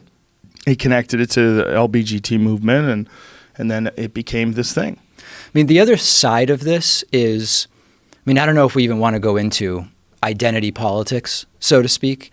But I've read some comments on some of the few articles that have been written about this that are saying that this is effectively YouTube enforcing a defense of identity politics, so to speak. And I think that that's just, again, opening up the door to the incredibly broad application of that term, identity politics. I don't even really fully understand that, but I don't know. And I don't even know if that's a path we want to go down to talk about like the identity politics component of what's going on with a lot of this regulation. Define what you mean by the identity politics component of it. I mean, listen, so I guess in order to define it, it would be good to point out that I have been critical of, quote, identity politics on the left in a very limited way that I think it is actually damaging, while at the same time recognizing that identity is a really important thing to consider when we think about sort of how the world should be organized. Mm-hmm. So like for your audience who may not know, when identity politics is used, like a knife to enforce that because of someone's identity, their opinion supersedes and is the opinion that is the valid one over everybody else because of membership in some kind of group, I'm against that. I think that's extremely destructive. It would be very incorrect to believe, though, that identity doesn't play a role and that we shouldn't understand how one's identity might make us think differently about certain issues. I mean, any example would make that pretty clear. I, as an immigrant to the United States, do I get some privileged position to decide what policy should be over all native-born Americans because I immigrated here? No, that would be me using identity politics as like a mallet or a cudgel or whatever. I got it. But as someone who did immigrate here, we should recognize that I may have things to say about it, which would be valuable and worthy and important to sort of think about. That's my view on identity politics. But you're just not interested in the hierarchy of oppressed people. I'm not interested in the oppression Olympics, and I'm not interested in using identity to silence ideas that could be perfectly good coming from someone who is not a member or checking a certain box. Exactly. Nor am I. I strongly believe in the individual, and I think it's one of the most important parts of a collective group of human beings like a country. That we recognize that we're all different and there's a lot of weirdness amongst us, but we're individuals. And I like to treat people based on who they are, not what classification they fall under. Now, do you think that bad version of identity politics that I mentioned is a big problem on the left or not a big problem? I'm curious. I think it's certainly a problem, but I think it's a vocal minority problem. That's what I think. I think if you just regular people that are on the left that are working jobs and having families and doing their hobbies and they just have left-wing ideas, I don't think the vast majority of them hold those positions. I think those positions are things that people use as revenue. I mean, not as revenue, but it's like they get points from it. They get points from certain types of behavior that they support, certain types of thinking that they support, and it lets you, you got woke social justice points. And well, then we agree. Yeah. I mean, I asked because I genuinely didn't know. I mean, I've heard you talk about identity politics. It's a dangerous number, though, in terms of college campuses. When you look at like what happened in Evergreen State with Brett Weinstein, it's very disruptive. Yes and no. I mean, I do think that it's disproportionately I think it's a small problem, like you're saying. I think a lot of the problem exists in the college campus setting. But I mean, even at Boston College, I had sort of maybe been incorrectly indoctrinated into the idea that this was really a problem everywhere on college campuses. And I had an incident, the details of which wouldn't be appropriate to talk about, but with a student when I taught at Boston College, that because of the circumstances and the identities involved, I was ready for it to go into this is going to be resolved the wrong way on the basis of the toxic identity politics I'm hearing is existing on college campuses, and it was not. It was the exact opposite. So I think the same way that when you look at Yelp reviews, people who had a bad experience are way more likely to go and write about it. Yes. These individual stories get way more attention than the percentage of the problem that they represent. I believe you're probably correct about that, but when you see videos like Nick Christakis getting just shouted down at Yale by a group of students and that they supported the students and that kind of shit, you say, well, it is real. It does exist. It's real. It exists. I think that sensible people on the left like me call it out. But I want to be careful. Imagine that you had someone from Cato on the show, which is sort of like a traditional conservative, or American Enterprise Institute maybe is like a better example.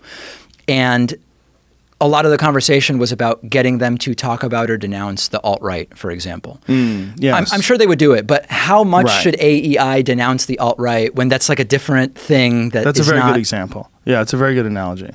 Yeah, I think we oftentimes are responding to this very vocal minority. Yes. And those are the people that are most invested in getting these ideas pushed through. And it's also people that, for lack of a better term, they're probably mentally ill. And I don't even mean mentally ill in terms of have legitimate diseases, but in terms of their thought patterns. They're probably obsessive.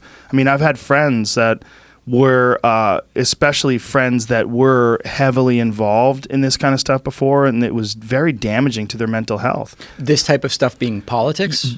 Being woke, left-wing, shout out at people, attack people politics. Okay, but they realized somewhere along the line, and then one of them, my friend Jamie Kilstein, was they turned on him, and then devastated his life, and he realized along the way, oh Jesus Christ, what was I doing? I was checking my Twitter every 5 seconds and insulting people left and right and attacking people just to get everybody to say, yeah, go get them, and showing everybody how woke I am and how progressive I am, and it becomes a weird sort of a point system. You're trying to score points. You're trying to gain favor with your party. There's a lot of that. I think it's really important though. So there's people on the left and right who get pulled into political wokeness, Yes. whether it's I'm now Tea Party in 2010, people that got sucked into Tea Party on the right, Antifa, whatever. These are all groups with different sort of followings. They're not all the same, whatever. Yeah. I do think that there is a difference between getting extremely passionate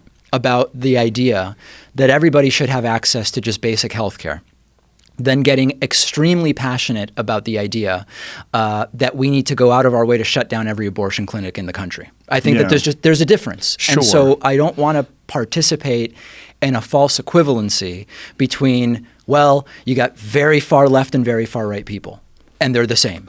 And you've got center left and center right, and they're the same. It's just two sides of the same coin. Obviously, I have a perspective that is based on my politics. I'm glad to debate any of these issues with anybody who wants to on the merits, but I don't want to make the false equivalency. I mean, listen, when you look at Anti-Defamation League numbers, for example, the vast majority of hate incidents in the United States are coming from the right.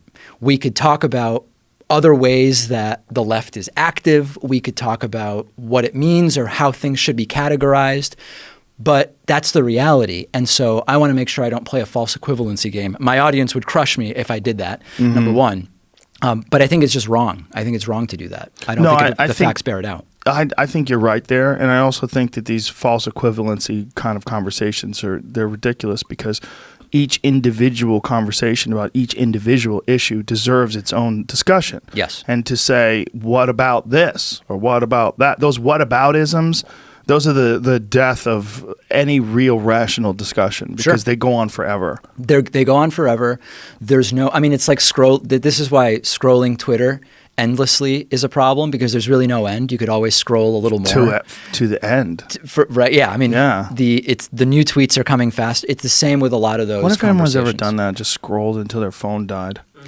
Just charge it, wake up in the morning, and just scroll down all day. How long does it take? I think you wouldn't because the new content appears faster. Right, because of the algorithm. Yeah. But you would still never run out. No. You would just keep going. No. There's Yeah. a few things, I don't know if this would be interesting to go into, but there's a few things that I've found have been somewhat successful in conversations with people who really disagree with me, in at least lowering the temperature a little bit and getting people to maybe engage in a good faith way. One of them is, how do you think I came to my position? So you might be for total free market, for-profit healthcare. I am for a system where the government is more involved, and even if you can't pay, you get care. Before we even start, if I say, how do you think I arrived at my position? Yeah. That has been pretty useful.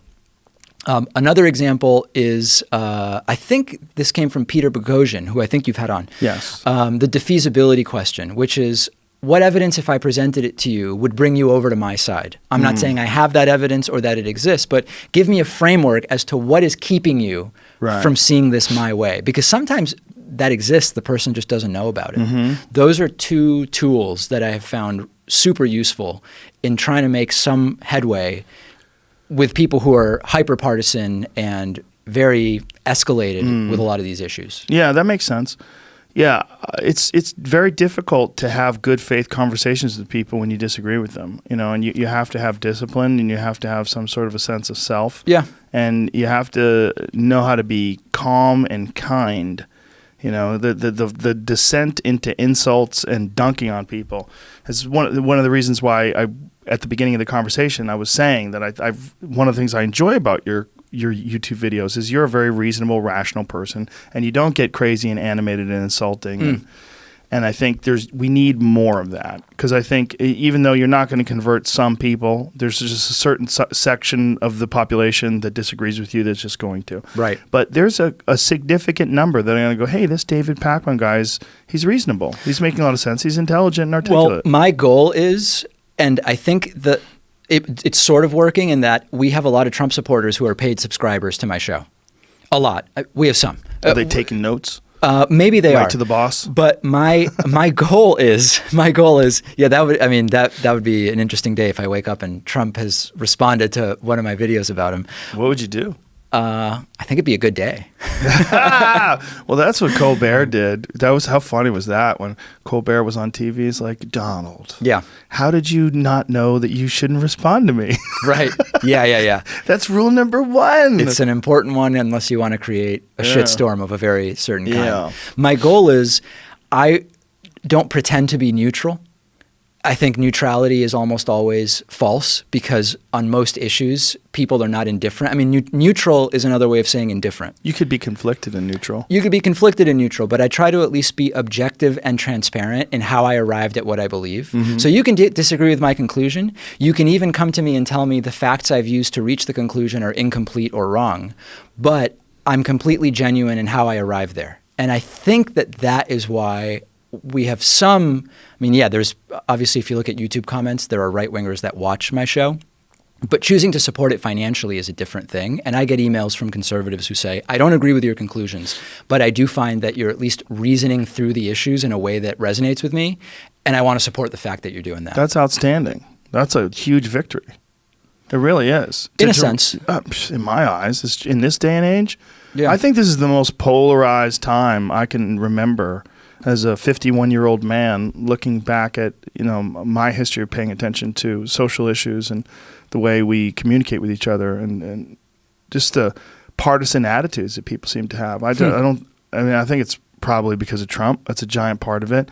But it's also just a sign of the times of social media. I think it's in part engineered by the algorithms that Facebook and Twitter and all these other social media companies utilize. Yeah. And it's also been engineered by bad faith participants and people that are actually manipulating it. I don't know if you've paid any attention to, Sam Harris had a fantastic podcast with, and we had one with her as well, Renee DiResta. Renee DiResta analyzed all of the various accounts that the IRA had created, with the Internet Research Agency that was responsible for all of these fake accounts that people thought were Black Lives Matter accounts or pro-Southern secession accounts, or all these different accounts that were very polarizing and are arguing with other people, that these were just Russians that were working for this organization that was specifically trying to start chaos. They were specifically trying to start arguments.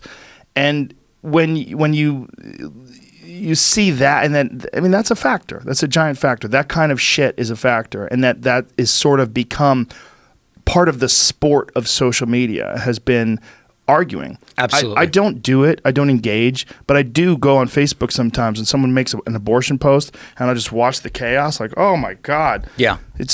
Or anything having anything to do with Trump, or anything having anything to do with the Second Amendment, or anything that has anything to do with the wall or immigration. So I don't know that people are actually in larger disagreements than they were previously. I think that, yes, Trump has coarsened the language and the way in which it's now acceptable to talk about a lot of these things. That's number one. I think the social media algorithms, like you're pointing out, reward the most extreme and polarizing comments and reactions in a never-ending feedback loop where the most polarizing initial tweet generates more responses than less polarizing tweets, and then the responses that are most polarizing and aggressive do the exact same thing in this never-ending feedback loop. I think it's all those things, but I don't know that people are having bigger disagreements than in times past. I just think that they're public in a different way. Well, there's more disagreements because people have more opportunity to disagree. So they have more opportunity to engage, particularly when you're talking about people that are addicted to their phones. And this is coming from a guy who uses his fucking phone 4 hours a day. Right. I'd like to think that 1 hour of that is productive. But I know that 3 hours of it is me staring at butts on Instagram, looking at muscle cars and watching 4 crazy hours videos. a day. And then how much are you on like a computer? I don't know. I don't have that data. Right. But it's not as much.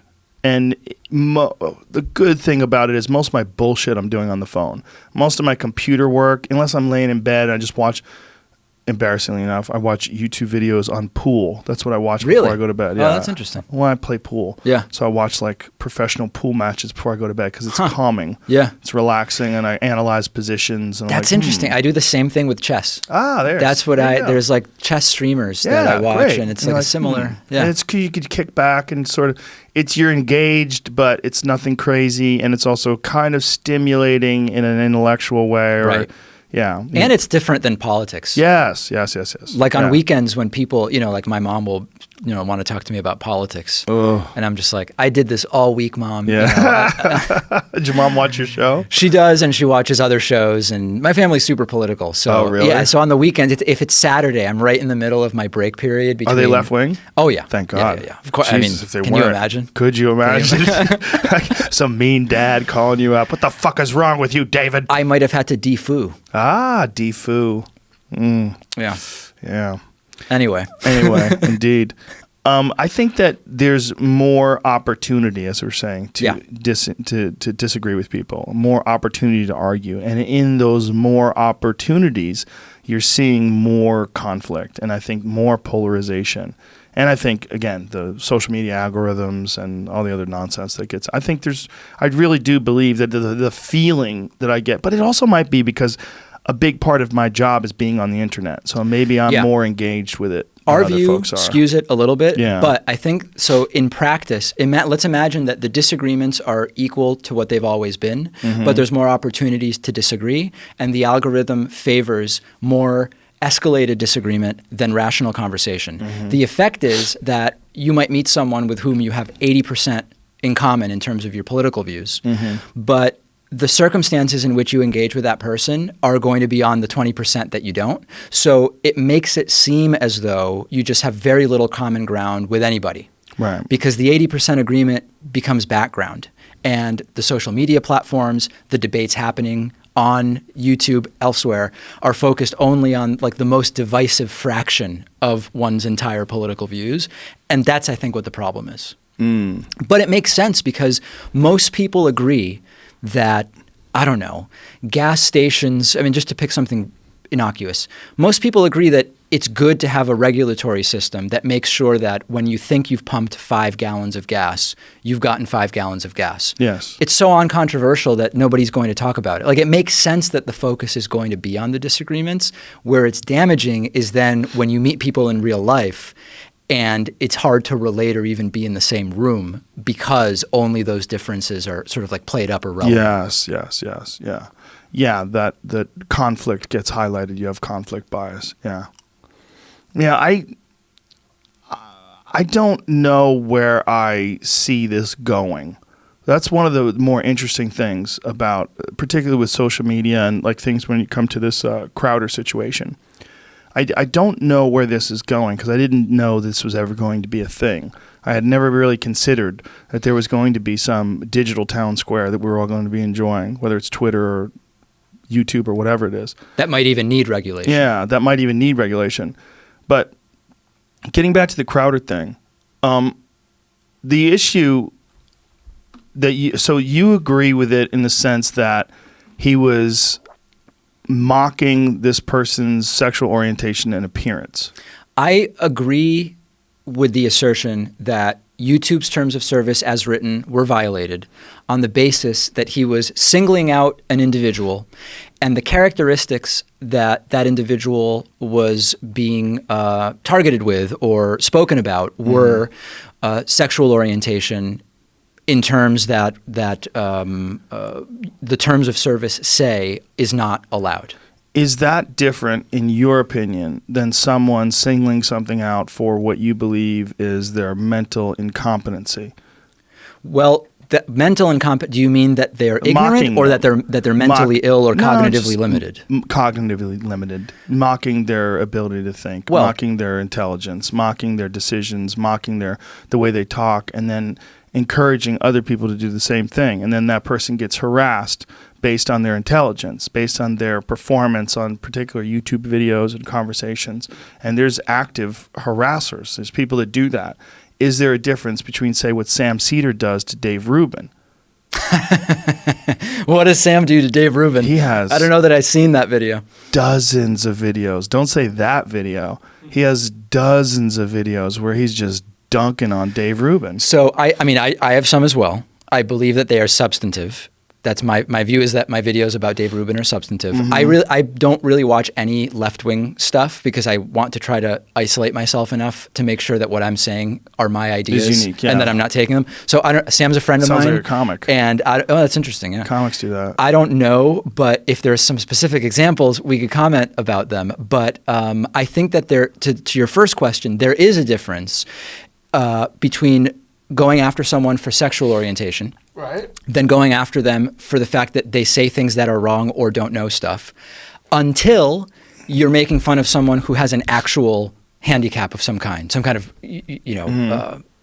cognitive limitation that would be a disability of some kind. Then you are mocking someone for a disability. But the resulting effect of the harassment. See, this is what I was getting at before with Crowder. Like, what Crowder said was one thing, but one of the things that Carlos Mesa was discussing was what the people that had watched Crowder, what they were doing, how they were going after him. As if, and that is a real discussion. Like, what happens when you say something about someone and then your fans agree and then they take action? Which I didn't see that in the Steven Crowder decision that the reaction was part of YouTube's evaluation. Now, I may just have missed that, but I didn't see YouTube say that part of the calculation had to do with what other people were doing. I don't think they did say that, and Okay. I don't think they would. But I think Carlos Mesa did say that. It was one of the things that he was talking about, this endless assault that he's experienced. Well, he's right to call it deplorable. I think we would agree with that. I think your question is more about whether YouTube... Who's responsible for it, right? Who's responsible for it, yeah. These anonymous people that can just lash out at someone and insult them out of nowhere. Ultimately, they are responsible. Those people are responsible. Those people are responsible. I agree. However, so there's this term stochastic terrorism. I don't know if you're familiar with it. No, I'm not. Stochastic terrorism is the idea that if you have a big enough audience, and you go and every day you're talking about someone should really do something about a particular politician. You're doing it every day. At a certain point, given a large enough audience and enough repetition of that, and the fact that there's like a distribution of people's emotional states, cognitive capacity, etc., it is statistically probable that someone from that audience is going to go and try to do something about whoever it is that you're targeting. That individual who has the show and is hammering on this person day after day after day, they're not going to be legally responsible for that person from their audience who went and did something. There's no way that you're going to hold them legally responsible under the current legal system that we have.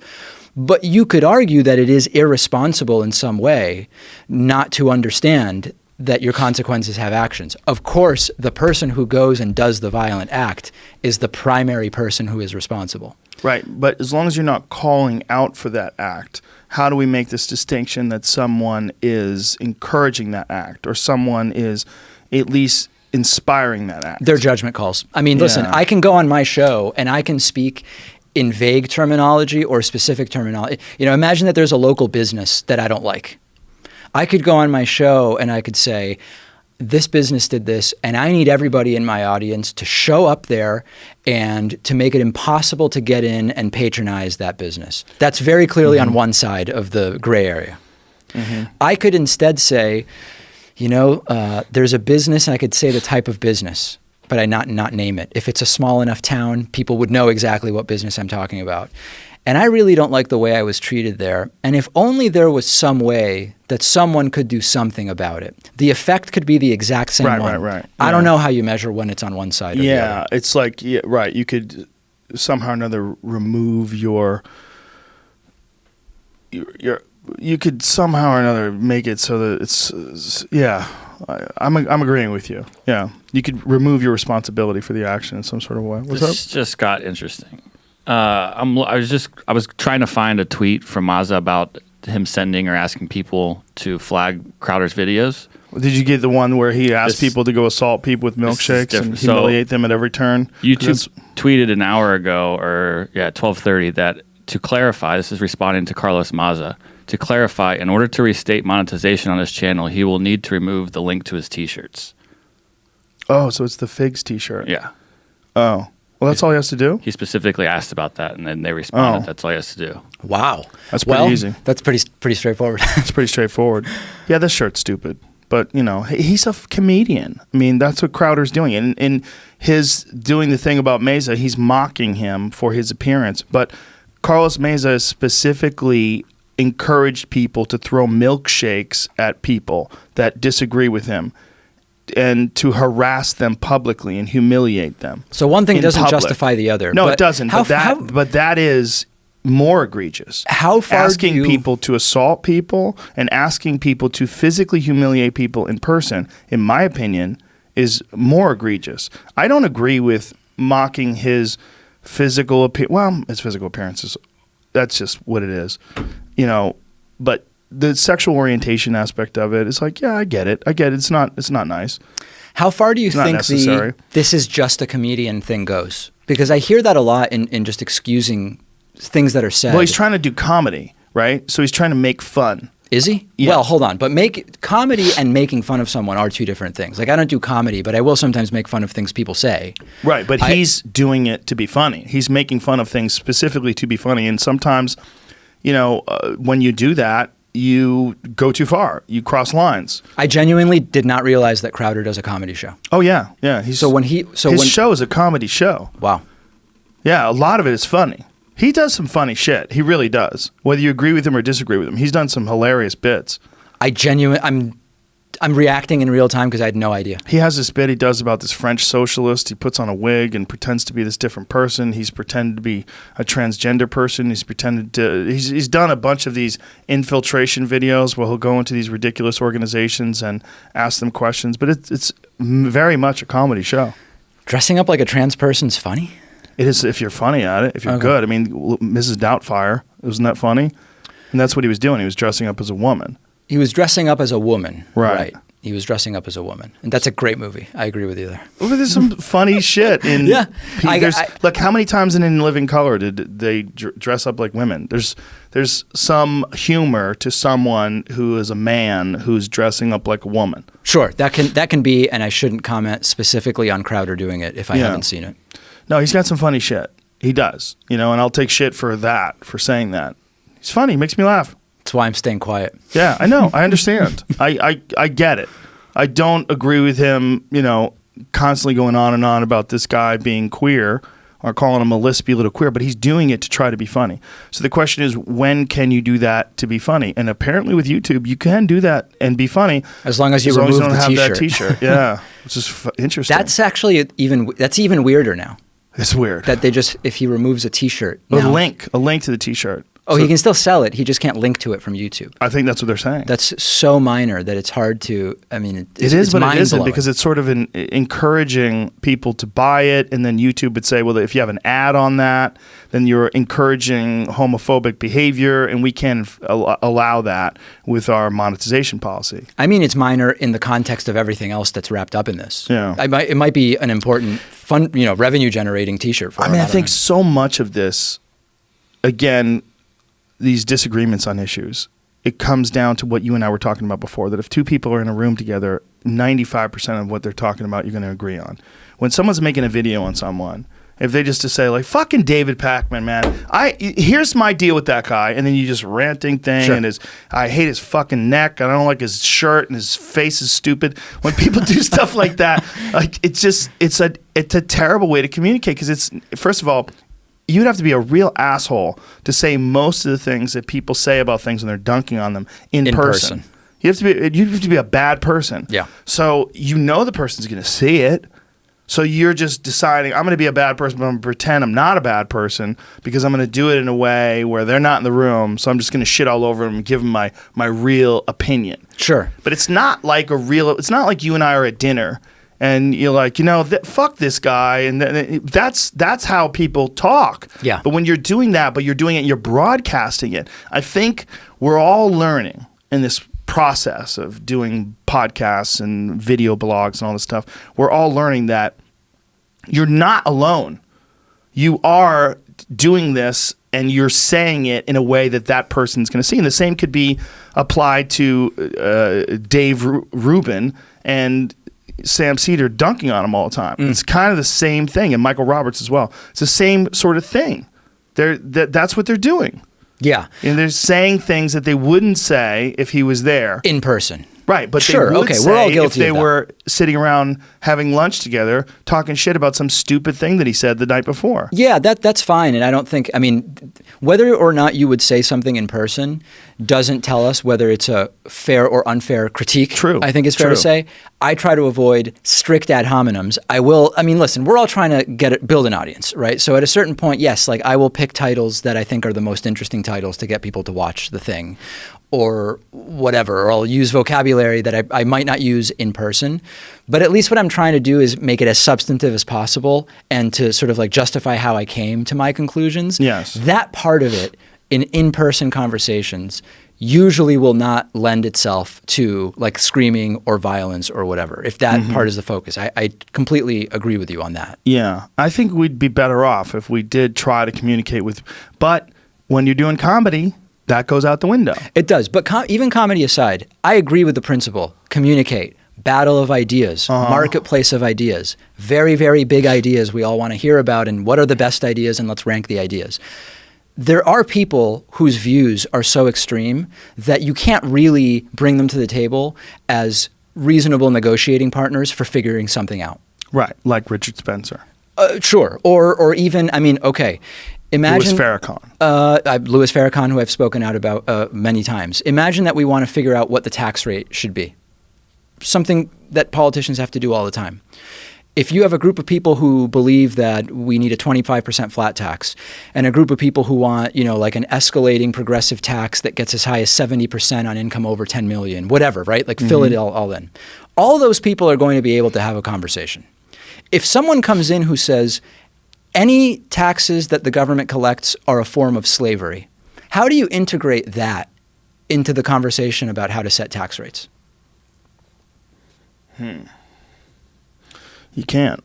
Right. Yeah. So all of this stuff, there's this new movement now, which I think is great, about long-form conversations, going in depth, figuring out what our disagreements are. Like, I'm for all of it. I'm absolutely for all of it. I think you do it. I do it, and I'm for it. Yeah, sure, okay. But where I do think that there's like a lack of pragmatic reality to it is some people's ideas are so extreme that they can't in any sensible way be incorporated into an actual good faith discussion of how society should be organized. That is the problem with having conversations in scale, right? And that's the problem with Twitter and with YouTube, that you're dealing with millions and millions and millions of human beings. And when you have that broad spectrum of humans, you're going to have people on the far ends of both sides. And at a certain point, a decision has to be made about who actually gets to participate in the decision-making conversations. Right. It's great for everybody to have a voice on taxation on Twitter, but imagine if there was a significant portion of our elected officials who straight up think taxes are slavery. Like, I just don't know how that becomes integrated into a decision about tax policy. Right. I think the argument would be that bad ideas should be combated with good ideas, not with silencing someone. And that when you do silence someone, you just sort of create this blockade where the idea builds up behind it, and then the opposition to your perspective builds up, and then people start picking teams and picking sides. And I honestly think that that's something that's going to be going on right now with this whole Crowder Vox thing. I think people are going to pick sides, and they fucking love it. People love a good conflict to get into. There's a lot of people in their cubicles right now that are weighing in and firing up, and there's people that want to dox him again, and there's people who want to infiltrate his Facebook and his Twitter. That's what people do. Yeah. And you're dealing with, what does Crowder have? 3.8 million, something like that? I mean, I think what you have to also remember is it's not just the reactions that are sort of like tailored to continue the escalation. I mean, in the end, maybe Crowder personally in his personal life does refer to people he perceives to be gay or who are gay as queers. I don't know. I don't, or he uses the word fags. I have no idea. Well, he didn't use that word. The T-shirt has the asterisk. I get it. It's a goof. It actually has a fig. It doesn't have an asterisk. Okay. I thought it was an A is a fig. Okay. It's for figs. It's the idea. It's an I. Got it. But okay. It's a goofy joke. Fair. My point is, I don't know, any sensible person who lives in the West and has access to media, like Steven Crowder or whoever, knows that the use of that language has a very specific path and set of reactions that it's going to trigger. You mean specifically that shirt? The shirt and referring to cheek. Carlos Maza as a queer Mexican or whatever the phrase is. See, that's a weird one. The queer one is a weird one because it's with LBGTQ. Like, what is, like, here's a good one, right? National Association for the Advancement of Colored People. Okay. NAACP. You can't call people colored people. Sure, but that organization was named a long time ago. Sure. And it's more acronyms than anything else at this point. I understand, but it's not. Right? We both know what the acronym, what the individual letters or words in that acronym are. I think the word queer is not a derogatory word, but it can be or it cannot be, depending on how it's used. It is if you go, you fucking queer. Yeah. Right. Sure. I mean, listen, it's the same way with Jew. Right? Right. If I'm at a family thing and it's a bunch of Jews or whatever, that's a word that can be used in a way that if someone shows up, if Richard Spencer shows up or one of his followers and goes to a bar mitzvah and talks about this room full of Jews, the word is the same word. Yes. But we're talking about two very different things. That's a good point. But should he be allowed to say this room full of Jews? Allowed? I mean, it's not illegal. No, it's not illegal. He is allowed. Right, he is allowed. But where does it, like, this room full of, where does it get toxic? Well, if Richard Spencer shows up at a bar mitzvah and yells about this room full of Jews, I think it's gotten toxic. Yeah. That's a good subject to break this stalemate of this subject. Not stalemate, but this, sort of end this. Anti-Semitism seems to be ridiculously on the rise, and that's stunning to me. That shocked me. Why? Because the internet sort of exposed anti-Semitism that I didn't necessarily know existed at the levels it existed at. I knew there was anti-Semites, but I didn't know they were so brazen and overt. Well, they've gotten brazen since January of 2017. Oh, okay. I don't know that Donald Trump has created anti-Semites. In fact, he probably hasn't. Well, his son-in-law is Jewish. His son-in-law is Jewish. His daughter converted to Judaism, etc. But I think that Richard Spencer told me, we know that Trump is not literally a white nationalist who is going to talk about let's take control back from the Jews. But we see him as the closest thing to what we would like. He talks about people from Mexico. He talks about shithole countries, etc. So it's just emboldened the movement. It doesn't necessarily create... Right, but people from Mexico and shithole countries, that doesn't necessarily really equate with Israel. No, well, anti-Semitism and Israel also are two totally separate things. So I mean, you could be against the current Israeli administration, as I am, like Benjamin Netanyahu, and still call out anti-Semitism against Jews in the United States, for example, or whatever. I see what you're saying. It doesn't directly linked to the other. But if you're a group that already has these views, and then you see a guy who opens his campaign talking about they're sending rapists and criminals, but some I'm sure are good people, and I don't want people coming here from shithole countries. What about Norwegians? Whatever. Right. It's a signal. Yeah. It's a signal. And I've spoken to former KKK people, some of whom are really interesting people to talk to, and they know exactly why it's appealing because they see the signals and the vocabulary and the dog whistling. So I think it's just brought it out into the forefront. I don't know that new anti-Semitism has necessarily been generated, although it being in the forefront probably does start to get some people kind of curious, like, oh, maybe all the problems are because of the Jews. I don't know. It's just, I guess they find groups of like-minded folks and they join along, right? Is that... The anti-Semites? Yeah, that they find them online, and then you can stumble into it where you ordinarily wouldn't be around people that are having those discussions. That can happen, and a lot of the people that I've talked to that got into those beliefs and then out of them said that they got in usually on a community level. There was something about the community that was appealing to them. Like gangs.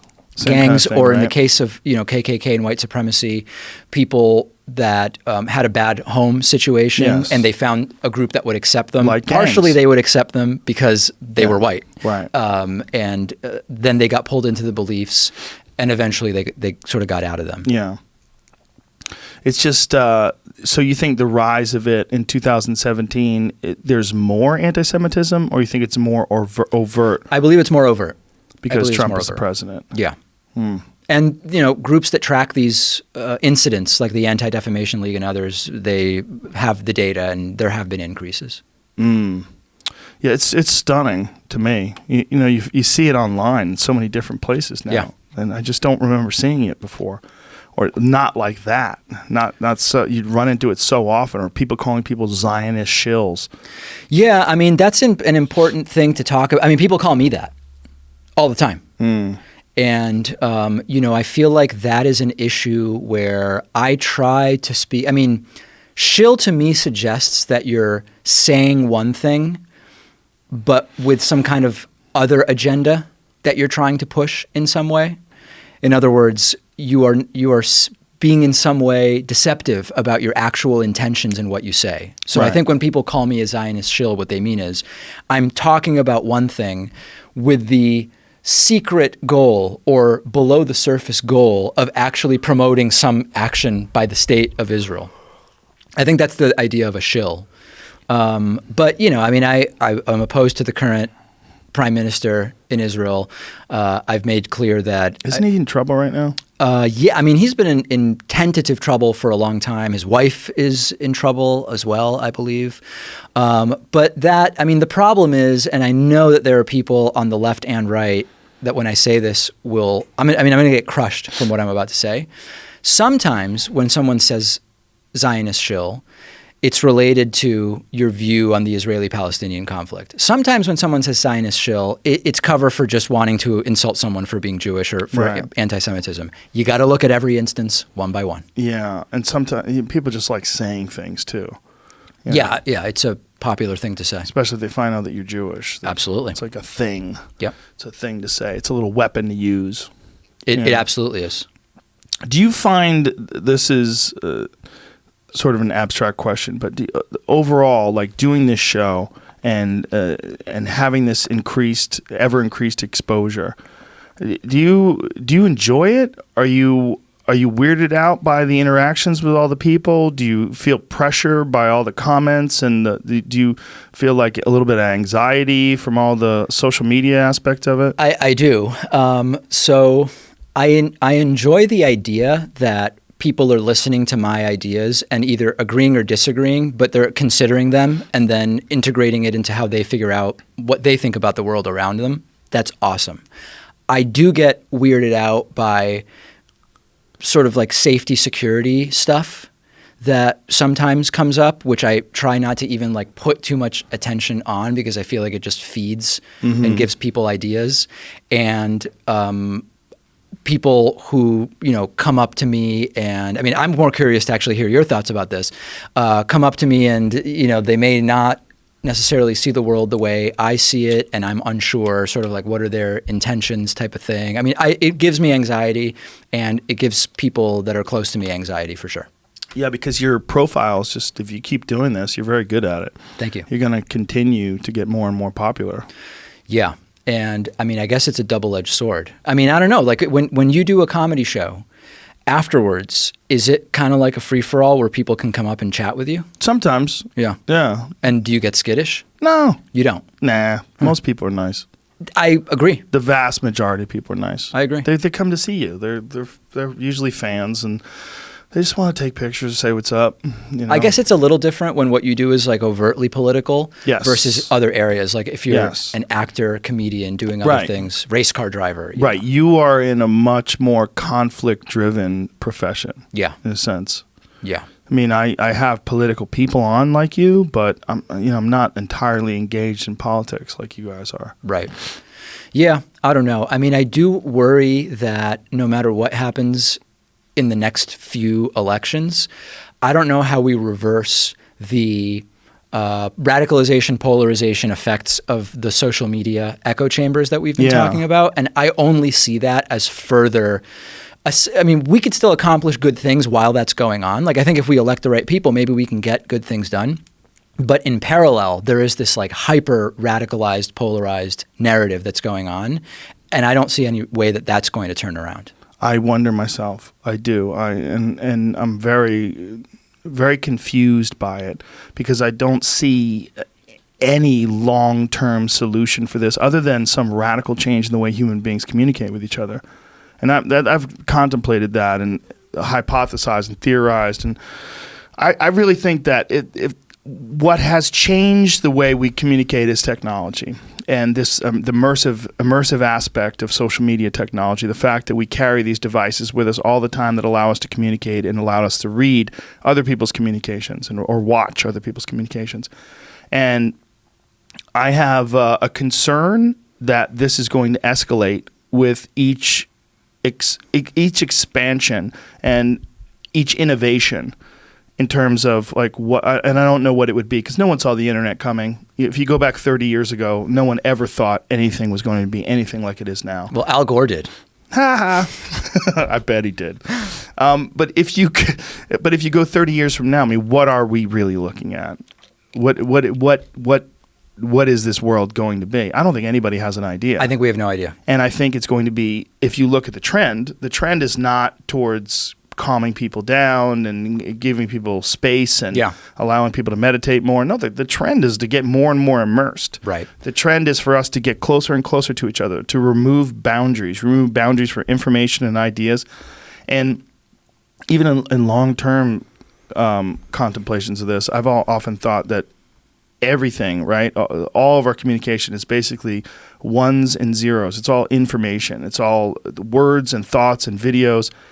And now you're getting into cryptocurrency. Now, cryptocurrency is essentially ones and zeros. It's all digital. Everything's digital. And the bottlenecks, if any bottlenecks are there at all, the bottlenecks are slowly but surely getting removed. The blockades and the walls.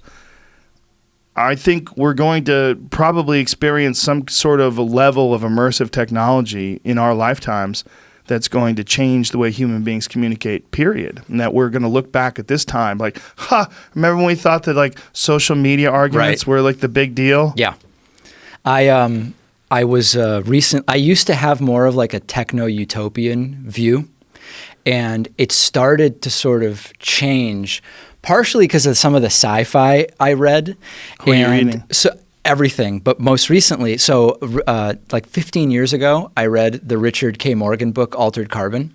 And at the time, I was like, this has to be made into something. That's the one that's on Netflix now, right? And then like a year ago, Joel Kinnaman was in the series, and it was just awesome. And is the series good? The series is quite good. Yeah. The series is quite good, yeah. And I really like Joel Kinnaman, and Richard K. Morgan I interviewed, who wrote the book years ago. But that genre started to move me away from techno-utopianism, and technology is just going to solve so many problems because it also is going to create new problems that we don't even yet know about. So as an example, I went all the way back to the beginning when humans went from hunter-gatherers and figured out we can domesticate some crops. we can start agriculture and settle and be in one place. That was the acceleration of what we know of as wealth, ownership. It was like the start, right? So much of what we had. I mean, agriculture allowed people to be able to live and do stuff other than find food, which developed specialists who created technology, which created army, right? Like it all came from agriculture in that way. Mm-hmm. But tons of bad stuff came from it as well, right? The beginning of the concept of a sedentary lifestyle came from agriculture. Diseases that we got from animals and then that we brought other places and they killed tons of people. So I've kind of adopted that view to technology now, which is, yeah, all the cool stuff we can imagine and improvements, I'm sure will be there. But problems we aren't even aware of yet are also going to be there. Yeah, I agree with you 100%. That's what I meant by looking back at this social media problem. I think we're going to have a far more invasive problem. I think I think we're going to probably have some sort of a wearable thing that allows us to communicate through thoughts. Sure. Well, thoughts would be a next step, but at minimum, I mean, replacing, you don't need the screen on your phone. Right. You have contacts that are connected to something and everything is just displayed. I mean, there will be steps. Jamie, whatever happened with that Microsoft thing that we were looking at? Remember when they had like the little mouse that was dancing in your hand or the elephant that was dancing in your hand? It was a Microsoft augmented Magic Leap. Yes, that was available. It wasn't Microsoft. Microsoft has HoloLens, and they're on HoloLens too, but they've moved more towards like a commercial applications for it, as opposed to like consumer availability. Mm-hmm. There are consumer availability AR things coming out right now. What Apple just showed at their WWDC event this month, or actually on Monday, is really cool. It's still just like watching through that phone though. I don't think anyone's made the device like a glasses type AR thing yet because the field of view isn't right. They haven't mastered that. Either projecting light into your eye, which is what Magic Leap does, or projecting onto the glass that you're then looking at, which is what I think HoloLens and the other thing does. Right, they so haven't it's a figured out yet. Betamax versus a VHS race to see who figures it out. I think so, yeah. But like that Oculus Quest, which is different, just came out, is really cool. And they're so much closer. They could be within a year or two, or something could come out at the end of this year that hasn't been announced. We're very close. The question is like, how much is that going to affect daily life, right? With augmented reality. Yeah. Yeah. The other one that relates to that also is right now you at least can put your phone away. Right. What happens when the line between the technology and the body is? Yeah, I have a bit about it.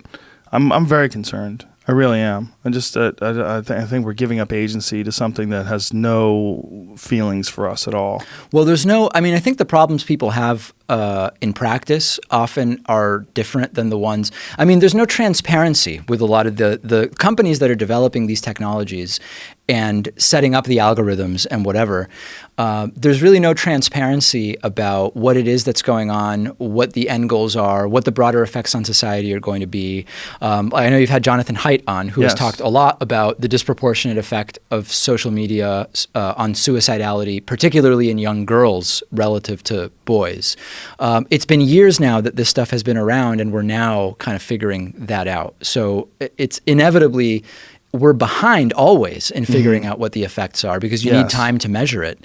And that, as things advance more and more quickly, whatever damage is potentially going to be done will happen even faster. Yes. Yeah, that's what the concern is, that we are always behind, and that it's sneaking into our lives before we have any idea of how dangerous it is. Sure. I mean, this happened with, the canned and processed food revolution of the 50s and 60s. Mm-hmm. It was slower, but it was the same type of thing where all of these advancements in being able to make food last longer via how it was processed and stored, it all sounded awesome in a time when food would just go bad.